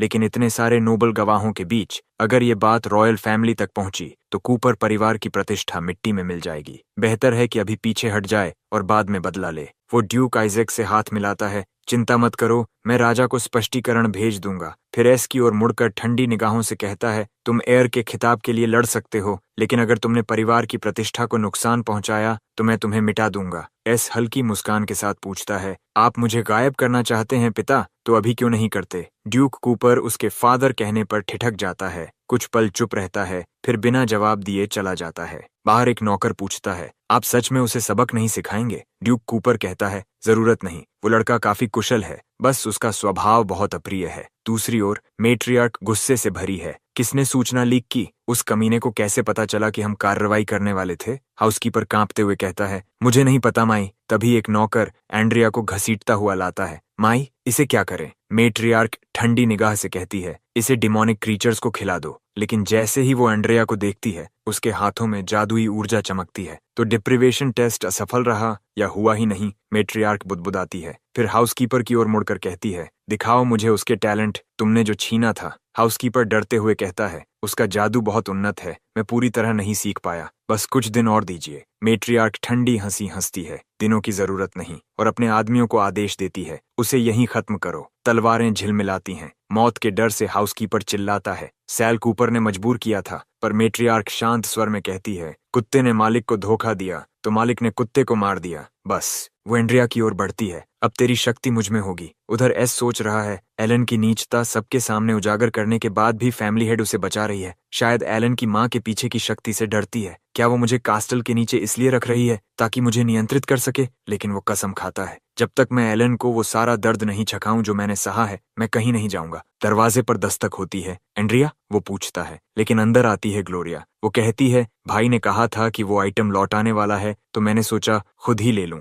एस सोचता है, अगर मैं आइजैक परिवार का समर्थन पालूं तो एलन को सीधा खत्म कर सकता हूं। पर उससे पहले ग्लोरिया पूछती है, क्या सोच रहे हो? एस हल्के व्यंग्य में कहता है, सोच रहा हूं तुम्हारे परिवार के स्तर का घर उस वस्तु को हेirloom क्यों मानता है जो केवल भ्रम पैदा करती है। ग्लोरिया मुस्कुराती है, जानना चाहते हो तो सुनो। फिर सोचती है, वैसे भी कोई इन दंत कथाओं पर यकीन नहीं करता। अगर मैं बता दूं तो वो मुझ पर एहसानमंद रहेगा। लेकिन एस उसे अनदेखा करता है। दरवाजा खोलते हुए कहता है, गुड बाय मिस ग्लोरिया। क्रोधित होकर ग्लोरिया कहती है, फिर लड़ाई होगी। स्पारिंग रूम में ग्लोरिया झपटती है, पर एस उसकी तलवार को बिना प्रयास रोक देता है। पलटवार में उसका ब्लेड ग्लोरिया की गर्दन पर टिक जाता है। तुमने कहा था पूरा दम लगाना। एस ठंडे स्वर में कहता है, अब वादा निभाओ, इल्यूजनरी टाइम बॉक्स का रहस्य बताओ। ग्लोरिया गहरी सांस लेती है। वो बस एक लेजेंड है, किसी को नहीं पता कि वो सच है या झूठ, लेकिन कहा जाता है अगर कोई पावर ऑफ द स्टार्स की मान्यता पाले और इल्यूजनरी टाइम बॉक्स में पारंगत हो जाए तो वो अपनी पूरी जिंदगी की आहुति देकर किसी को रिबॉर्न करा सकता है। एस को समझ आ गया कि ये वही एंड्रिया थी जिसने उसकी पुनर्जन्म के लिए अपनी जिंदगी आहुति दी थी। इसलिए इस बार सिर्फ बदला ही नहीं, उसकी रक्षा भी उसकी जिम्मेदारी होगी। पर वह सोच पूरा करने से पहले उसके नौकर आते हैं और कहते हैं कि एंड्रिया पकड़ी गई है। एस गुस्से में पूछता है, किसने किया? बताया जाता है मात्रिक और कुछ सर्वेंट्स ने जंगल में उसे पकड़ लिया था। ग्लोरिया कहती है कि उसने सुना कि लोग कह रहे थे एंड्रिया अब यंग मास्टर की पर्सनल मेड बनेगी और बड़े होकर उसकी मिस्ट्रेस होगी। वे सोच रहे थे कि जिस यंग मास्टर की बात हो रही है वह एस ही है। ये सुनकर एस दिवालिया हुआ जा रहा है। वह तुरंत एंड्रिया को बचाने दौड़ा। ग्लोरिया सर्वेंट से कहती है कि उन सब का पीछा करो। एस की आंखों में जो आग दिख रही है उसे बचाने की रुचि नहीं, मार डालने का इरादा दिखा रहा है। एलन अपनी अपमान के लिए एस को कुत्सित करने की कसम खाता है और सोचता है कि उसे सबसे भयानक मौत दी जाएगी। सर्वेंट सलाह देता है कि एस एंड्रिया से प्यार करता है और एलन सिपाही के चालाक सुझाव की तारीफ करता है। उस पर एस को सबक सिखाया जाएगा। वह एंड्रिया को बताता है कि वह उसे अपनी केयर में रखेगा और उसे एक योग्य कॉन्क्यूबाइन बनाएगा। एंड्रिया सोचती है अब उसके पास मैजिक नहीं है, चेन्स ने उसे रोक रखा है, उम्मीद बस एस की रेस्क्यू पर है। एलन उस पर तंज कसता है कि जब एस उसे स्लेव बन के देखेगा तो उसका चेहरा कैसा होगा। पर एलन को चौंका देने वाला मुक्का एस ने उसके चेहरे पर दे मारा, उसे कमरे के पार फेंक दिया। एस ने एलन पर वार चलाए। सर्वेंट्स मदद को आए, पर एस की ताकत के आगे वे चोट खा गए। ग्लोरिया ने एंड्रिया की चेन्स खोली और चेतावनी दी कि एस फिर से डिमोनाइजिंग हो रहा है। एंड्रिया ने उसे संभाला, मैं ठीक कर दूंगी। जब एस रुका, सर्वेंट्स एलन को ले गए। मेट्रियार्क ने एलन के बीटन रूप को देखा और एस से पूछा, इसी तरह वह अपने पिता का एहसान लौटाएगा। एस पास गया, हाथ से खून निकालकर चैलेंज पेश किया, मैं एलन कूपर को एक होली बैटल में मौत तक अनुकूल बुलाऊंगा। वह कहता है कि जो भी एंड्रिया को धमकाएगा वह कभी कायम नहीं रहने देगा। 7 डेज बाद वे ड्यूलिंग एरिया में खड़े होते हैं। एस एलन को उकसाता है, मैंने उम्मीद नहीं की थी कि तुम 7 दिनों के दबाव के बाद भी भागोगे नहीं। एलन जवाब देता है, किसी बीटले जैसे तुम्हें कुचलने का मौका मैं खोने नहीं दूंगा। पर एस को शील्ड देखकर बुरा एहसास होता है और युद्ध शुरू हो जाता है। एलन मेडूसा की पेट्रिफिकेशन गेज निकालता है। एस डॉज करता है, पर एलन चिल्लाता है, तू तो डांसिंग मंकी ही है। शैडो ओथ उसे मेडूसा के पेट्रिफाई से इम्यून नहीं बनाता, क्योंकि पेट्रिफिकेशन एबनॉर्मल स्टेटस है, डैमेज माना नहीं जाता, इसलिए उसे ट्रांसफर नहीं किया जा सकता। एस के पास एक ही रास्ता बचता है, शील्ड को नष्ट करना। एलन गर्व से कहता है, जब तूने पर्सियस की सोर्ड चुराई, मैंने मेडूसा की शील्ड हासिल की। यही है अंतर देतर और विद्रोही का। एस एलन पर कूदता है, पर एलन मेडूसा का शील्ड समन कर वार ब्लॉक कर देता है। एलन याद करता है कि अब वह गोल्डन स्टाफ मेज है और एस पर ब्लड करप्शन चलाता है, एक ऐसा वाइल्ड ब्लैक मैजिक जो हजारों आम लोगों की आत्माओं से परिपक्व होता है। ड्यूक आइजैक इसे देखकर ड्यूक कूपर से जवाब मांगता है, पर कूपर चुप रहता है। ये उनके परिवार का सीक्रेट है। एलन करप्शन चलाता है, पर एस पर असर नहीं होता। एलन हैरान है, उसने कई सैकड़ों बार परीक्षण किया, पर अब भी कोई रेजिस्ट नहीं कर पाया। एलन और ड्यूक आइजैक दोनों चिंतित हैं। जब वे देखते हैं एस अनचाहे खड़े हैं, अब एलन और भी घातक जादू लगाता है। वह लाइफ सेप्टर का उपयोग करता है, जो दूसरों की लाइफ फोर्स इकट्ठा करके टारगेट को तुरंत मार सकता है अगर उसके पास पर्याप्त लाइफ फोर्स जमा हो। जैसे ही शैडोज एस की ओर बढ़ते हैं, एलन कसम खाता है वह उन्हें दंड देना बंद नहीं करेगा। उन्हें दंड देना बंद नहीं करेगा। एस जानता है कि वह जानवर नहीं है, वह दैत्य बनना नहीं चाहता, इसलिए उसने निषिद्ध जादू ब्लड फॉर्मेशन का प्रयोग किया। सभी शैडोज अपनी सामान्य अवस्था में लौटते ही उत्सव मनाने लगते हैं और उसी क्षण एस का डिमोनिक ड्रैगन ड्यूल एरिया में उतरता है। जैसे ही एलन गिरा हुआ खड़ा रहता है, एस ठंडी आवाज में कहता है, अब अपनी आखिरी सांस का आनंद ले, क्योंकि यही तेरी आखिरी होगी। ड्यूक आइजैक उस ड्रैगन आर्मर को देखकर हक्का बक्का रह जाता है। क्या ये लेजेंड सच हैं? किंवदंती कहती है, अगर कोई ड्रैगन रेस अपने मास्टर की इच्छा के साथ तीव्र भावनाओं में एक हो जाए तो वे अपने रूप को बदल सकते हैं और मास्टर की शक्ति को कई गुना बढ़ा सकते हैं। इसे ड्रैगन आर्मर कहा जाता है। एलन इस दृश्य को देखकर कांप जाता है। इम्पॉसिबल। बीस्ट का एक्नॉलेजमेंट मिल भी जाए पर दिल और दिमाग का सिंक्रोनाइजेशन कभी नहीं हो सकता। वह इसे इल्यूजन समझकर तोड़ने की कोशिश करता है और निषिद्ध जादू का उपयोग करता है। एस कहता है, हमारा विल एक हुआ क्योंकि हमारे भीतर तेरे खिलाफ एक ही क्रोध जल रहा है। एलन अपने स्टाफ से वार रोकता है पर एस अपनी सोर्ड से उसे काट देता है। उसका हाथ उसके शरीर से अलग हो जाता है। ये वार उन निर्दोषों के लिए है जिनकी प्रतिभा तूने चुराई। मैट्रियार्क उठती है पर ड्यूक कूपर उसे बैठने को कहता है। एस फॉरबिडन मैजिक मॉन्स्टर को चीरते हुए कहता है, ये वार उन शैडोज के लिए है जिनकी जान तूने पिछले जीवन में चूस ली। एस एलन के पास्ट, प्रेजेंट और फ्यूचर सभी पापों की सजा देने ही वाला था कि मैट्रियार्क उसके बचाव में पहुंचती है। वह जादुई आर्टिफैक्ट से 8वें रिंग का होली शील्ड चलाती है। ड्यूक आइजैक सोचता है, क्या वो अफवाहें सच थीं कि मैट्रियार्क को जादुई बैकलैश से चोट लगी थी जब उसने पूर्व परिवार प्रमुख की हत्या की थी। अब वह समझ गया कि यह स्त्री असल में एस रैंक मेज है जिसने शादी के बाद युद्ध छोड़ दिया था। मैट्रियार्क 9वें रिंग का होली स्पीयर कंजर करती है और कहती है, अगर मुझे पता होता कि तू ऐसा राक्षस बनेगा तो तुझे तेरे जन्म के वक्त ही खत्म कर देती। आज मैं वो गलती सुधारूंगी। ड्यूक कूपर चिल्लाता है, बस करो, और मैजिक रिस्ट्रेनिंग रिपल छोड़ता है जिससे सभी के आर्मर और एबिलिटीज टूट जाती हैं। वह एस की ओर देखता है, कूपर परिवार तेरा स्वागत नहीं करता। अपने लोगों को ले और चला जा, इससे पहले कि मैं अपना मन बदलूं। एस शांत चेहरा लिए वहां से निकल जाता है। साथ में ड्यूक आइजैक भी चलता है। आइजैक पूछता है, क्या तू हमारे परिवार में शामिल होना चाहता है? एस मुस्कुराता है, क्या तुम्हें परवाह नहीं कि मुझे निष्कासित कर दिया गया है? क्या तुम कूपर परिवार से युद्ध घोषित करोगे? फिर वह कहता है, मैं आइजैक परिवार में शामिल नहीं हो सकता पर सौदा जरूर कर सकता हूँ। राजा बीमार है और नोबल्स के बीच युद्ध निकट है। अगर मैं इंपीरियल एकेडमी में दाखिल हो गया तो राजधानी से समाचार सबसे पहले मुझे मिलेगा। ड्यूक पूछता है, मुझे तुझ पर भरोसा क्यों करना चाहिए और क्यों तुझे एकेडमी में दाखिला दिलाऊं? एस सोचता है, अब अपने ट्रम्प कार्ड का समय है। वह कहता है, क्योंकि मैं हिडन सोर्ड सेंट क्रिस का सीधा डिसाइपल बनने वाला हूँ। उसी वक्त कहीं शराब में डूबा सेंट क्रिस छींके मारता है। कौन मेरा नाम ले रहा है? कुछ दिन बाद सेंट गॉर्डन सिटी के बाहरी क्षेत्र में एस सामने के 3 टावरों की ओर इशारा करता है। वो तीनों सेंट गॉर्डन की सबसे मजबूत रक्षा हैं। Holi Trinity magic towers. इन्हें देखकर समझो हम शहर के करीब हैं। ड्यूक आइजैक कहता है, स्कूल के बाहर सावधान रहना, ये शहर नोबल्स से भरा है। एस मन ही मन सोचता है, आइजैक भरोसेमंद नहीं, वो अपने परिवार के हित के लिए किसी को भी धोखा दे सकता है। मुझे खुद ही रास्ता निकालना होगा। ड्यूक कहता है, चिंता मत कर, मैं इंपीरियल एकेडमी की सारी व्यवस्था कर दूंगा। बस मिस एंड्रिया को थोड़ी असुविधा सहनी पड़ेगी। वह तुम्हारी मेड बनकर नामांकन करेगी ताकि तुम दोनों वैध रूप से साथ रह सको। गार्ड्स को मैं अपने एस्टेट में रखूंगा, वे सुरक्षा और बैंडिट्स से निपटने में मदद करेंगे। साम्राज्य की राजधानी के पास बैंडिट्स के होने की खबर सुनकर एस को एक नया मौका दिखता है।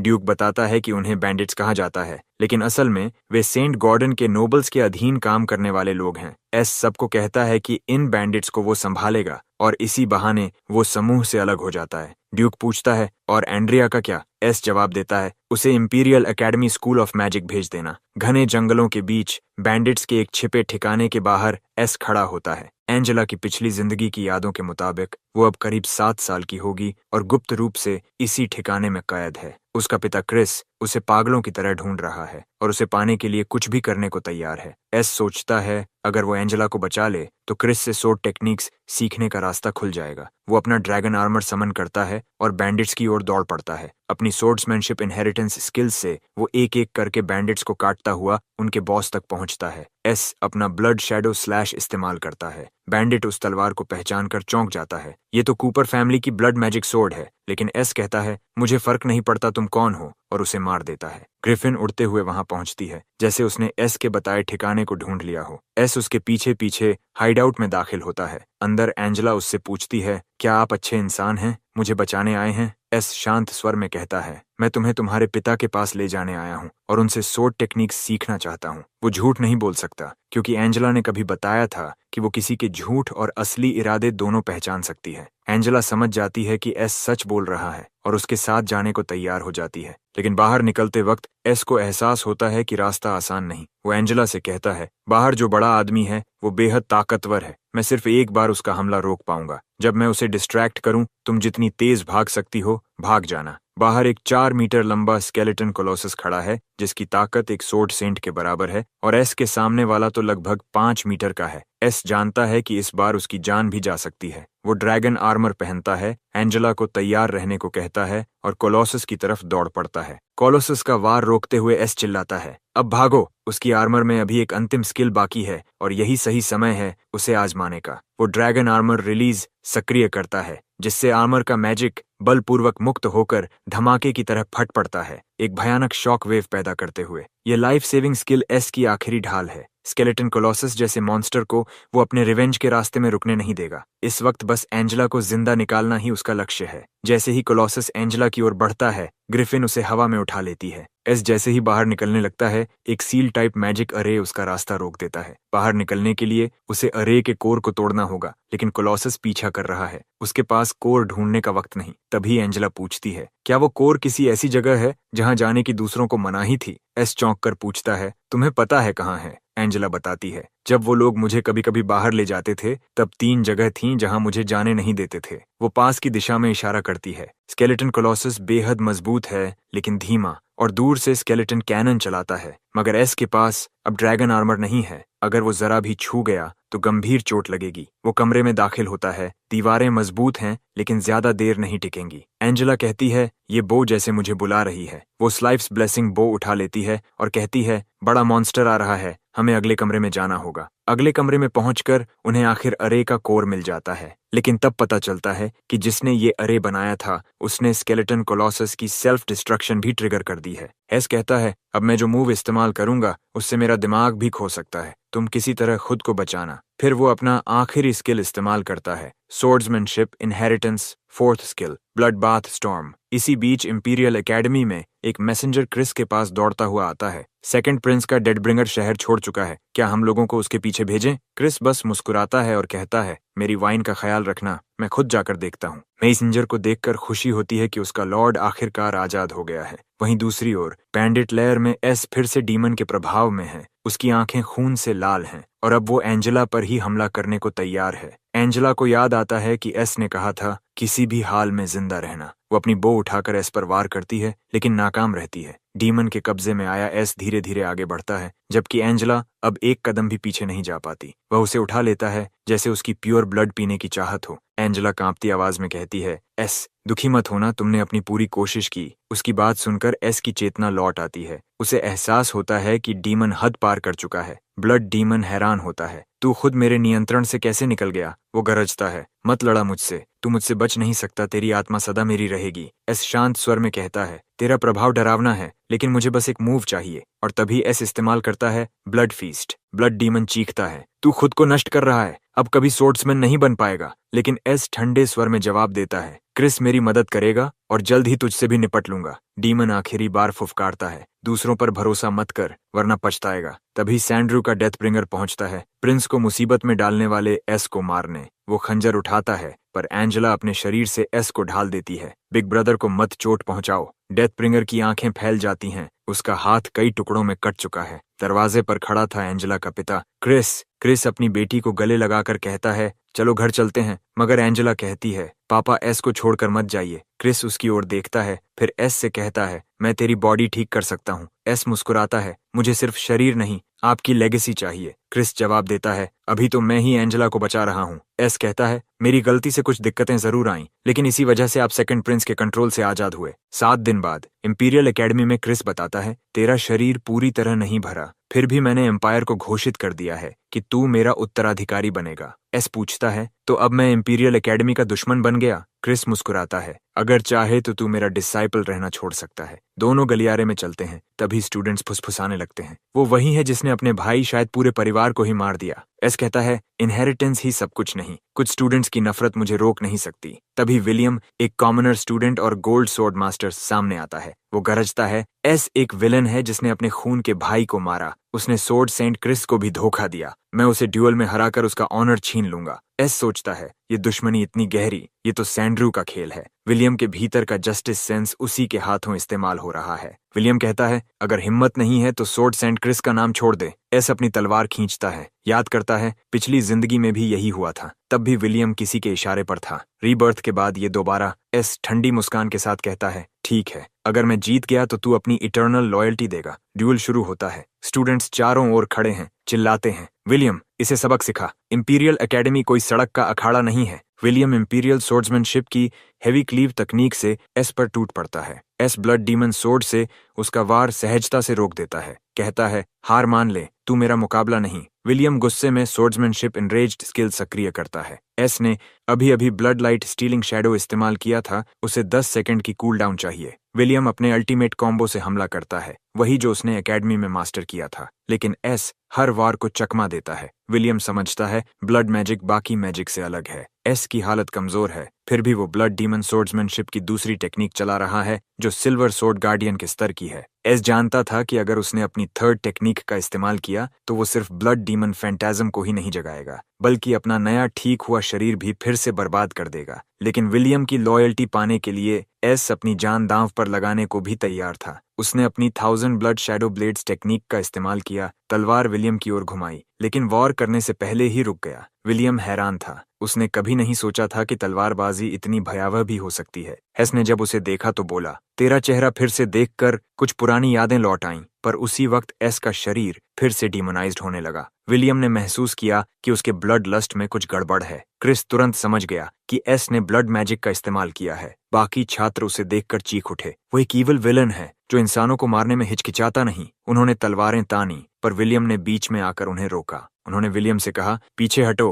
अब कुछ नहीं किया जा सकता। मगर विलियम गरजा, एस ने मेरी इटर्नल लॉयल्टी हासिल कर ली है। अगर वो ईविल भी है तो मैं उसके लिए लड़ूंगा और मरूंगा भी उससे पहले। क्रिस ने यह सब देखकर अपने जवान दिनों का खुद को देखा। उसने छात्रों से कहा, किसी की कमजोरी का फायदा उठाना इंपीरियल एकेडमी के छात्रों का तरीका नहीं है। जब एस ठीक हो जाएगा तब तुम्हें मुकाबले के भरपूर मौके मिलेंगे। क्रिस एस को लेकर वहां से चला गया। तभी मोरन श्यूवर्ट फैमिली का दूसरा बेटा सेकंड प्रिंस से बोला, अब क्या करें? प्रिंस ने मुस्कुराते हुए कहा, मुझे याद है एस अकादमी में नोबल रिकमेंडेशन से दाखिल हुआ था। चलो ट्रायल मिशन हॉल चलते हैं। दूसरी ओर एंड्रिया ने प्रोफेसर कैसरिन से कहा कि वो एस की मदद करना चाहती है, क्योंकि सिर्फ वही ब्लड डीमन फैंटाज्म को शांत कर सकती है। प्रोफेसर कसाडिन ने कहा, बेहतर होगा कि तुम उससे दूर रहो। वो जिस चीज का अभ्यास करता है वो ईविल ब्लड मैजिक है। लेकिन एंड्रिया ने तुरंत पलटकर कहा, आप ही ने तो कहा था कि मैजिक फैक्शन और एथिक्स ऑफ मैजिक का कोई संबंध नहीं। कसाडिन ने गंभीर होकर कहा, ज्यादातर जादू का नहीं होता, लेकिन ब्लड मैजिक अलग है। दूसरी ओर क्रिस ने एस से कहा, अगर तू सच में ब्लड मैजिक के जरिए ब्लड डीमन सोर्ड्समैनशिप को परफेक्टली सीखना चाहता है तो तेरे पास perfect mental power, will power और फिजिक होना चाहिए। उसने बताया कि पिछले 7 दिनों में उसने खुद दर्द सहकर एस को रिकवर करवाया। उसे सिखाया कि कैसे ब्लड लाइन मैजिक पावर का इस्तेमाल करके शरीर को स्ट्रेंथन किया जा सकता है। क्रिस ने एस को घूरते हुए कहा, अगर तू खुद को ही खत्म कर देगा तो कूपर फैमिली से बदला कौन लेगा? क्या यही है तेरी कृतज्ञता? आधा ठीक हुआ शरीर फिर से बर्बाद कर रहा है। एस ने ठंडे स्वर में कहा, मैं इतना नाइव नहीं हूँ, लेकिन कुछ चीजें ऐसी होती हैं जिनके लिए सब कुछ दांव पर लगाना बनता है। क्रिस गरजा, अगर तू मर गया या दूसरों को नुकसान पहुंचा दिया तो? एस ने शांत भाव से कहा, मुझे भरोसा है मेरा मास्टर अपने डिसाइपल एयर को पागल होकर मैसेकर करने नहीं देगा। तभी दरवाजे पर George Brandon, combat academy branch का हेड, खड़ा था। उसने खांसते हुए कहा, तुम लोग काफी बातें कर चुके हो। क्रिस ने भौहें सिकोड़ते हुए कहा, तू यहाँ क्या कर रहा है? यहाँ तेरी कोई जगह नहीं। जॉर्ज ने कहा, एस एक नोबल रिकमेंडेशन छात्र है। नियमों के अनुसार उसे 1 हफ्ते के भीतर ट्रायल मिशन पूरी करनी होगी ताकि वो अपनी एलिजिबिलिटी साबित कर सके। जाते जाते जॉर्ज ने कहा, क्रिस, अपने छोटे छोटे स्कीम से स्कूल की टीचिंग ऑर्डर मत बिगाड़ो। हेडमास्टर तुझसे नरमी बरतता है, मैं नहीं। एस ने पूछा, मास्टर, क्या आपका उससे कोई झगड़ा है? क्रिस हंस पड़ा, वो बस एक पुराना ब्लेड है जिसे कोई भी इस्तेमाल कर सकता है। वो बूढ़ा जिद्दी आदमी बस किस्मत से मेरी तलवार से बच गया था। उसने कहा, जब तक तू रूल्स नहीं तोड़ेगा तुझे उसकी परवाह नहीं करनी चाहिए। क्रिस ने गंभीरता से कहा, जा तैयारी कर। अगर मिशन उस बूढ़े ने खुद अरेंज किया है तो आसान नहीं होगा। उस रात विल्डरनेस सीक्रेट रेल्म के एंट्रेंस पर सेकंड प्रिंस और मोरन शियोवाट खड़े थे। प्रिंस ने कहा, जो ट्रायल मिशन जॉर्ज ब्रैंडन ने एस को दी है वही इस सीक्रेट रेल्म में है। अंदर जा और पोशन को वाटर सोर्स में मिला दे। बाकी ये कि एस कितना पागल होगा ये इस पर निर्भर करेगा कि क्रिस कब तक खुद को रोक पाता है। अगले दिन एस ने विलियम से कहा, मैं मिशन स्वीकार करने के बाद तुझसे मिलने ही आ रहा था। विलियम ने कहा, यह मिशन आसान नहीं होगा, लेकिन एस मुस्कुराया, मुझे पता है जॉर्ज मेरे मास्टर को नापसंद करता है, इसलिए वो जानबूझकर मुझे मुश्किल में डालेगा। विलियम ने गहरी सांस लेते हुए कहा, हालात बहुत उलझे हुए हैं। सब ग्रैंड हॉल में इकट्ठे हैं, सिर्फ ये देखने के लिए कि तू कैसे अपना तमाशा बनाता है। जब वो रजिस्ट्रेशन डेस्क पर पहुंचे, फीलिक्स ने पूछा, नाम? एस ने ठंडे स्वर में कहा, मैं यहाँ ट्रायल मिशन लेने आया हूँ। फीलिक्स ने फाइल्स पलटते हुए कहा, सीक्रेट रेल्म में म्यूटेशन हुआ है, इसलिए तेरे मिशन की डिफिकल्टी अब हाईली डेंजरस में बदल दी गई है। अब इसके लिए कम से कम 4 लोगों की टीम चाहिए। विलियम ने कहा, इसे सोलो नॉर्मल डिफिकल्टी मिशन में बदल दो। लेकिन फीलिक्स ने मुस्कुराकर कहा, सोलो मिशंस अगले हफ्ते अनाउंस होंगी और अकादमी के नियम कहते हैं कि एस को 3 दिनों के भीतर ट्रायल मिशन पूरी करनी ही होगी। फीलिक्स ने व्यंग्य से पूछा, तो क्या करेगा एस? 4 लोगों को ढूंढने की कोशिश या अकादमी छोड़कर भाग जाना? तभी एक छात्र बोला, फीलिक्स, तू उससे बात भी क्यों कर रहा है? मैं होता तो 3 दिन के लिए सिस्टम बंद कर देता। इसने पूछा, क्या सच में तू सोचता है कि मैं टीममेट्स नहीं ढूंढ पाऊंगा? फीलिक्स बोला, मुझे फर्क नहीं पड़ता, पर बाकी लोग तुझे अकादमी में शामिल नहीं देखना चाहते। कोई भी नहीं चाहता कि तू विलियम जैसा लैकी बने। तभी एस ने अपनी ब्लड सोर्ड बाहर निकाली और कहा, अगर मैंने टीम बना ली तो तू अपनी आंखों होते हुए भी अंधा कहलाएगा और विलियम से माफी मांगेगा। फीलिक्स तिलमिलाया, जब तक तू मुझे मार नहीं देता मैं नहीं झुकूंगा। एस ने कहा, तुझे मारूंगा नहीं, लेकिन जो कुछ तूने कहा वो मैं मास्टर क्रिस को बताऊंगा और वो अपने डिसाइपल की रक्षा करेंगे। फीलिक्स बोला, पहले रात तक टीम जुटा ले, फिर मुंह खोलना। तभी पीछे से आवाज आई, हम जुड़ेंगे। वो थीं ग्लोरिया, एंड्रिया और विलियम खुद। एस मुस्कुराया, अब मेरे स्क्विंटी आइड सीनियर, मिशन रजिस्टर कर और अब घुटनों पर गिरकर माफी मांग। पूरे हॉल में सन्नाटा छा गया। जब फीलिक्स घुटनों पर गिरा, एक छात्र फुसफुसाया, जैसा सोचा था विलन तो विलन ही रहेगा। सीनियर फीलिक्स सिर्फ रूल्स फॉलो कर रहा था और ये क्रिस के नाम से दूसरों को धमका रहा है। बाहर निकलते हुए विलियम ने कहा, मेरे लिए इतना आगे जाने की जरूरत नहीं थी। लेकिन एस ने ठंडे लहजे में कहा, जब तक हम गलत नहीं हैं हमें किसी भी ट्रैश को अपने ऊपर राज करने का हक नहीं देना चाहिए। फेलिक्स ह्यूमिलिएशन से कांपता हुआ जॉर्ज ब्रैंडन के पास पहुंचा और बोला, मुझे जाने दीजिए, मैं खुद जाकर एस को मार दूंगा। जॉर्ज ने शांत स्वर में कहा, नियम मत भूलो, आज जो शर्म तूने झेली है उसे गुस्से में नहीं ताकत में बदल। अगले दिन जब टीम मेलिसास डेंस फॉरेस्ट पहुंची, विलियम ने कहा, यही वो जगह है जहां प्राचीन एनिग्मेटिक सॉर्सरर मेलिसा की इनहेरिटेंस छिपी बताई जाती है। सैकड़ों सालों से ये रेल्म अकादमी के पास है, लेकिन कोई भी उस विरासत को नहीं ढूंढ पाया। उसने आगे समझाया, ये पूरा क्षेत्र एक माउंटेन फॉरेस्ट है, निकलने का रास्ता पहाड़ की चोटी के लेक तक जाता है। विलियम ने गंभीरता से कहा, बेस एरिया सबसे खतरनाक है, वहां नाइटमेयर लेवल मैजिकल बीस्ट्स घूमते हैं जिनकी ताकत टाइटल्ड सोर्ड सेंट्स जितनी है। तभी एस को कुछ हरकत महसूस हुई। उसने धीमे से कहा, सब तैयार रहो, कुछ आ रहा है। विलियम ने देखा और कहा, ये मेलिसास इंसेक्ट स्वार्म है, इससे लड़ना बेकार है, कोई फायदा नहीं मिलता, बस रास्ता बदलो और आगे बढ़ो। लेकिन तभी सामने से भागते हुए कुछ एडवेंचरर्स चिल्लाए, भूल जाओ, ये स्वार्म पीछा नहीं छोड़ता। हम 20 मिनट से भाग रहे हैं, 5 बार दिशा बदली, फिर भी पीछा नहीं छोड़ा। एंड्रिया ने तुरंत मैजिक स्पेल से एक बड़ा शील्ड कॉन्जर किया। एस ने देखा और बोला, 20 मिनट से भाग रहे हो और तलवार निकालने की हिम्मत नहीं हुई? ऐसे लोग खुद को जीनियस कहते हैं। उसने ब्लड सर्पेंट स्किल एक्टिवेट किया, सैकड़ों कीड़ों को चीर डाला। जैसा उम्मीद थी वो कीड़े वर्थलेस निकले, किसी ने भी ब्लड माना नहीं बढ़ाई, लेकिन बचने वाले एडवेंचरर्स ने राहत की सांस ली। तभी एस ने कहा, शर्म नहीं आती? तुम दुश्मन से बचाए गए हो। उनमें से एक नोबल लड़की ने व्यंग्य से कहा, दुश्मन?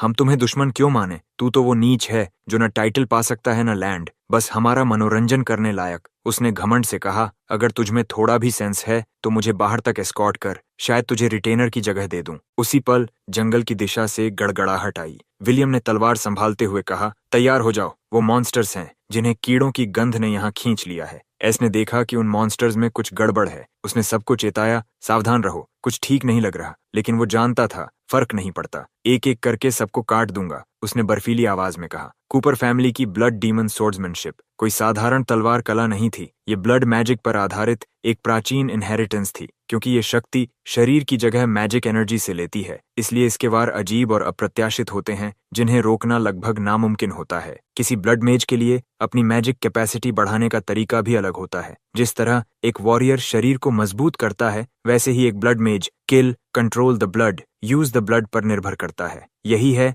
ब्लड मैजिक का मूल मंत्र। पर समस्या ये थी कि ब्लड मेजेस का शरीर कमजोर होता है, इसलिए वे जल्दी नहीं बढ़ पाते। लेकिन ब्लड सोर्ड्समैन के साथ ये कमजोरी नहीं होती। जब तक वो ब्लड डीमन सोर्ड्समैनशिप के गुप्त तरीकों का पालन करता है, जितना अधिक रक्त उतनी अधिक शक्ति। मगर इस शक्ति की कीमत थी मरे हुए लोगों की मैलिस, उनकी नफरत, उनके श्राप। ये सब मिलकर शरीर में एक इटर्नल ब्लड डीमन फैंटाज्म बना देते हैं। एक ऐसा श्राप जिसे सिर्फ अडिग इच्छा शक्ति वाला व्यक्ति ही दबा सकता है। एंड्रिया ने देखा कि एस हर मरे हुए मॉन्स्टर का खून सोख रहा है। उसने चिंतित होकर पूछा, एस तू ठीक है? एस ने शांत होकर कहा, फिक्र मत कर। जब तक मास्टर क्रिस मेरी शक्ति को रेगुलेट कर रहे हैं, ये हाई लेवल क्रीचर्स मुझे कुछ नहीं कर सकते। जैसे जैसे एस ब्लड मैजिक में डूबता गया, एंड्रिया ने बाकी सबकी रक्षा के लिए wall of stars spell activate किया। ग्लोरिया ने पूछा, क्या ये वैसा ही है जैसा ड्रैगन लेयर में हुआ था? एंड्रिया ने कहा, नहीं, ये कुछ और है। पर इससे पहले कि वो समझा सके, स्टारलाइट ने उसे बीच में रोका। इसमें समझाने जैसा कुछ नहीं है। जो भी ब्लड मैजिक सीखता है, आखिर में पागलपन में गिरता ही है। सबको पता है, कूपर फैमिली के पहले 2 मुखिया भी इसी कारण पागल हुए थे।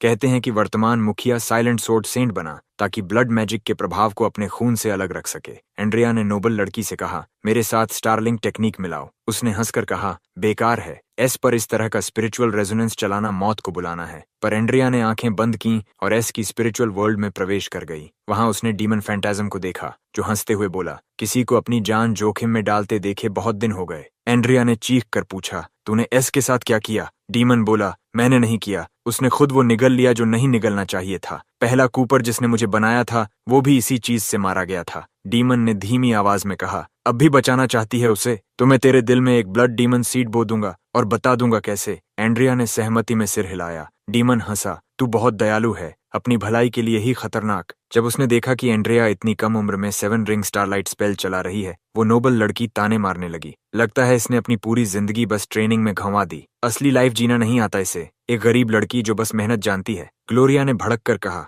या तो आकर मदद कर या फिर पीछे रहकर मुंह बंद रख। उसी वक्त डीमन ने एस का मजाक उड़ाया, एक लड़की से बचाया जाना ट्रैश के सिवा कुछ नहीं। तू एस घर जा, दफा हो जा। डीमन हंसा, अगर मैंने एंड्रिया से वादा न किया होता कि तुझे बचाऊंगा, तो मैं इस गंदी जगह आता भी नहीं। फिर उसने कहा, याद रख, मैं सिर्फ एक बार बताऊंगा, पहचान कौन सा रक्त तुझे पागल कर रहा है। एस ने ध्यान लगाया और उस अशुद्धता को अलग किया। डीमन बोला, अगर ये चीज फिर तेरे खून में गई, तो वो लड़की जिसकी तुझे परवाह है, मैं खुद मार दूंगा। अगली बार मिलेंगे, बहुत जल्द। एस ने ठंडे स्वर में कहा, अगली बार तुझे पछतावा होगा। इसके बाद एस ने ब्लड सर्पेंट वायलेंट फीस्ट चलाया। चारों ओर लाशें बिखर गईं। उसने हर मॉन्स्टर का खून सोख लिया और जंगल लाल चमक में डूब गया। तभी आसमान में एक तेज रोशनी फटी। ग्लोरिया ने चौंक कर कहा, half saint level power house realm में प्रवेश कर गया है। इसका मतलब स्कूल को हालात का पता चल गया। कोई टीचर हमें निकालने आया है? एस ने पूछा। Half saint? किसी ट्रायल मिशन के लिए इतनी बड़ी ताकत क्यों भेजी गई? एस ने तलवार संभालते हुए कहा, कोई फर्क नहीं पड़ता, मैं मिशन पूरा करूंगा। तभी आसमान से उतरी आकृति ने सारे बीस्ट्स को एक ही वार में चीर डाला। वो था ओलिवर, इंपीरियल एकेडमी का एडवांस्ड सोर्ड्समैनशिप इंस्ट्रक्टर। लेकिन वो यहाँ मदद करने नहीं आया था। उसका असली मकसद था एस की बॉडी वापस ले जाना, ताकि सैंड्रू की नजर में उसका नाम ऊंचा हो जाए। ओलिवर के पास वो आइटम था जिसे मैजिक एकेडमी ने खास तौर पर ब्लड मैजिक यूजर्स को लोकेट करने के लिए बनाया था। अब उसके लिए एस को ढूंढना और मार देना बेहद आसान था। लेकिन तभी एस ने विलियम से पूछा, क्या तुम जानते हो कि हाफ सेंट का लेवल असल में क्यों होता है? क्या सिर्फ अपनी इज्जत बचाने के लिए उन्होंने खुद को ये टाइटल दे दिया? ओलिवर ने दूर से एस और विलियम को देखा। साथ में वो सारे स्टूडेंट्स भी थे जिन्हें उन्होंने बचाया था। अब ओलिवर जान गया कि इतने विटनेसेस के सामने एस से सीधे निपटना आसान नहीं होगा। स्टूडेंट्स ने जब प्रोफेसर ओलिवर को देखा तो उन्हें लगा कि वो उन्हें बचाने आया है। लेकिन ओलिवर के दिमाग में कुछ और चल रहा था। उसने सोचा, अब कोई और रास्ता नहीं। अगर मैं उस डिसाइपल को मिटा दूं जिसने सीक्रेट रेल्म में एनोमली पैदा की, तो सब मुझे एक सच्चा टीचर समझेंगे। अगले ही पल एस ने ओलिवर की मर्डरस ऑरा महसूस की, लेकिन तब तक देर हो चुकी थी। ओलिवर ने उस पर हमला कर दिया। ओलिवर ने कहा, तुम्हें गर्व होना चाहिए कि तुम्हें सोर्ड सेंट के स्तर की एक स्लैश से मारा जाएगा। लेकिन एस अब समझ गया था, ये हाफ सेंट्स असल में गोल्ड सोर्ड मास्टर्स होते हैं जो सोर्ड सेंट लेवल अटैक्स छोड़ सकते हैं। ऑलिवर को एहसास हुआ कि एस मरा नहीं। वो फिर उठ खड़ा हुआ। तभी उसे याद आया, ब्लड डीमन फैंटाज्म ने उसे सिखाया था कि कैसे ब्लड मैजिक से अपने खून में जहर महसूस किया जाता है। लेकिन एस ने देखा, ये जहर नहीं, ये तो ऑलिवर की इंटरनल पावर की चाल थी। उसने उस पावर के फ्लो को समझ लिया और उसी पल उसे एहसास हुआ, अगर मैं इस मैकेनिज्म को पूरी तरह समझ लूं तो एक दिन दूसरों की टेक्निक्स भी रेप्लिकेट कर सकता हूं। तभी विलियम ने पीछे से ऑलिवर पर हमला किया। अब ऑलिवर भी डर गया। ये दोनों इतने कठिन क्यों हैं? उसके पास बस एक ही मूव बचा था। उसने वो मूव इस्तेमाल किया और उसी समय झील में सोया हुआ मॉन्स्टर जाग उठा। ऑलिवर मुस्कुराया। स्टूडेंट्स मेरे इस रियल बैटल ट्रेनिंग के लिए मुझे हमेशा याद रखेंगे। और वह वहां से चला गया। ऑलिवर के जाते ही स्टूडेंट्स पर असली खौफ टूटा। मॉन्स्टर उनके सामने था और उनमें से एक लड़का टूट गया। मैं मर नहीं सकता, मुझे अब भी अपने परिवार के लिए पैसे कमाने हैं, मुझे सफल होना है। लेकिन मॉन्स्टर झपट पड़ा। तभी एस ने आदेश दिया, विलियम अपनी ताकत से ब्लॉक करो। एंड्रिया, ग्लोरिया, स्टूडेंट्स की रक्षा करो। विलियम ने कहा, क्रिस्टल मेरा मिशन है। एस ने ठंडे स्वर में कहा, अगर मॉन्स्टर नहीं मरा तो तुम्हारा मिशन वैसे भी असफल होगा। अब एस जानता था कि अगर उसने ब्लड शैडो ब्लेड्स जैसे हाई लेवल टेक्निक्स का इस्तेमाल किया तो ब्लड डीमन फिर से उसके शरीर पर कब्जा कर लेगा। इसलिए उसने सिल्वर लेवल से नीचे की मैजिक और सोर्ड्समैनशिप का ही उपयोग करने का निर्णय लिया। उसने क्रिस्टल लिया और विलियम से कहा, बस मुझे कुछ वक्त दो। विलियम मॉन्स्टर को रोकता रहा जबकि एस क्रिस्टल अब्सॉर्ब करने लगा। ग्लोरिया ने अपनी पूरी ताकत झोंक दी, सोर्ड डांस सिम्फनी और हवा से गिरती बिजली की तरह वार किया। आखिरकार जब एस ने ब्लड मैजिक क्रिस्टल पूरी तरह अब्सॉर्ब कर लिया, उसने दहाड़ते हुए अपना अल्टीमेट मूव इस्तेमाल किया, blood flame savage serpent slash. एक ही वार में मॉन्स्टर टुकड़ों में बिखर गया। लड़ाई खत्म होते ही एक स्टूडेंट लुई आगे बढ़ा, तलवार उठाई और कहा, वो डेविल जिसने ब्लड मैजिक सीखी, वो शैतान जिसने अपने भाइयों को धोखा दिया, मैं ही गलत था। वो घुटनों पर गिर पड़ा। माफ कर दीजिए एस, अगर आप न होते तो हम सब मर चुके होते। धीरे धीरे सारे स्टूडेंट्स झुक गए, अपनी गलती स्वीकारते हुए। लेकिन तभी एक लड़की ने चिल्लाकर इशारा किया, वो देखो, इंसेक्ट स्वार्म। एस ने अपनी ब्लड विजन खोली। वो समझ गया, ये झुंड सिर्फ एक ट्रैप है, किसी सीक्रेट चीज को छिपा रहा है। उसने एंड्रिया से कहा, स्टूडेंट्स को लेकर पीछे हटो, और खुद ब्लड लाइट शैडो का इस्तेमाल कर झील की गहराई में उतर गया। वहां उसने देखा, मेलिसा स्वार्म तो बस जीवन शक्ति चुराने का उपकरण था। असल लक्ष्य था एक मेज नेम्ड मेलिसा को रिजरेक्ट करना। गहराई में उसे ब्लैक मैजिक फॉर्मेशन मिला। एस ने दांत भींचते हुए कहा, जो दूसरों की लाइफ फोर्स चुराकर खुद की उम्र बढ़ाए वो जीने लायक नहीं। उसने वो डार्क स्पेल तोड़ दिया और उसी क्षण स्टूडेंट्स की मैजिक भी लौट आई। साथ ही झील में एक नया पोर्टल चमक उठा, the secret realm door. S हैरान रह गया, ये अनजाने में ही खुल गया। दूसरी ओर ऑलिवर खड़ा सोच रहा था, जो कुछ भी इस सीक्रेट रेल्म में हुआ वो बाहर नहीं जाना चाहिए। अगर ये बात फैल गई तो हिज रॉयल हाइनेस का एकेडमी टेक ओवर प्लान बर्बाद हो जाएगा और मैं एकेडमी में अपनी जगह खो दूंगा। ऑलिवर खुद से सोच रहा था, surely not everything is going to develop in the worst direction. लेकिन तभी सीक्रेट रेल्म डोर तय समय से पहले खुल गया। इसका मतलब था कोई जिंदा बच गया है। अब ऑलिवर को किसी भी गलती से बचने के लिए पूरी ताकत लगानी होगी। दूसरी ओर स्टूडेंट्स खुश थे, दरवाजा खुल रहा था, बस थोड़ा और हम इस घटिया जगह से बाहर होंगे। लेकिन एंड्रिया दौड़ पड़ी, सीधा एस की ओर। उसे यकीन करना था कि वो ठीक है। एस मुस्कुराया, मैं भी तुम सब जैसा ही हूँ। मेरी स्टैमिना और माना पूरी तरह रिकवर हो गई है। और हाँ, मैंने झील के नीचे दो चीजें पाई। उसने एक क्रिस्टल बॉटल दिखाई जिसके अंदर वही अजीब जहर की खुशबू थी जो मॉन्स्टर के शरीरों में थी। एंड्रिया ने कहा, ये बॉटल बहुत रेयर है, मैं अपने टीचर को दिखाऊंगी, शायद कुछ क्लू मिले। विलियम ने उसका आकार देखकर अनुमान लगाया, ये तो उस 5 हेडेड ड्रैगन का डिजास्टर ग्रेड मैजिक क्रिस्टल होना चाहिए। विलियम ने अफसोस से कहा, काश पहले वाले मैजिक क्रिस्टल्स यूज न किए गए होते। अब यहाँ ज्यादा देर रहना खतरनाक है, ये पॉइजन मिस्ट बढ़ती जा रही है। तभी कूपर फैमिली के बच्चे अपने पास इकट्ठे किए हुए क्रिस्टल्स एस को दे देते हैं ताकि वो मिशन पूरा कर सके। पहली बार एस को सबकी स्वीकृति मिलती है। लेकिन दूसरी ओर ऑलिवर के मन में हलचल थी। जो कुछ भी सीक्रेट रेल्म में हुआ वो बाहर नहीं जाना चाहिए, वरना हिज रॉयल हाइनेस का एकेडमी टेक ओवर प्लान बर्बाद हो जाएगा। ऑलिवर ने खुद से कहा, क्या हालात हमेशा बदतर ही होंगे? दरवाजा पहले खुल गया तो क्या, जो भी बचा है उसे अब मैं ही रोकूंगा। गुस्से में वह कॉर्नर से बाहर निकला, चिल्लाते हुए, तुम लोग चुपचाप यहाँ मर क्यों नहीं जाते? और उसी पल उसने एस पर हमला कर दिया। लेकिन एस पहले से सतर्क था। उसने तुरंत blood light stealing shadow skill activate की और वॉर को रोक लिया। ग्लोरिया और एंड्रिया स्तब्ध रह गईं। उन्होंने सोचा भी नहीं था कि ऑलिवर ऐसा हमला करेगा। ऑलिवर नहीं रुका। एस ने पलटवार किया, उसकी आंखों में ठंडक थी। मैंने तुम्हारी मौत देखी है, मरने वाला मैं नहीं, तुम हो। तभी जॉर्ज ने बीच में आकर चिल्लाया, रुको ओलिवर, तुम्हें पता भी है तुम क्या कर रहे हो। ओलिवर गरजा, मैं उस दुष्ट को मार रहा हूं जिसने सीक्रेट रेल्म को जड़ से भरा। ये सुनकर सब सन्न रह गए। क्या हम सच में पॉइजन्ड हैं? सच्चाई जानने के लिए गेटोज ने एक मैजिक स्क्रोल खोला जो जहर की सेंट पहचान सकता था। अगर दोषी उनमें से कोई हुआ तो स्क्रोल तुरंत उसे पकड़ लेगा। सबकी नजरें एस पर टिकीं।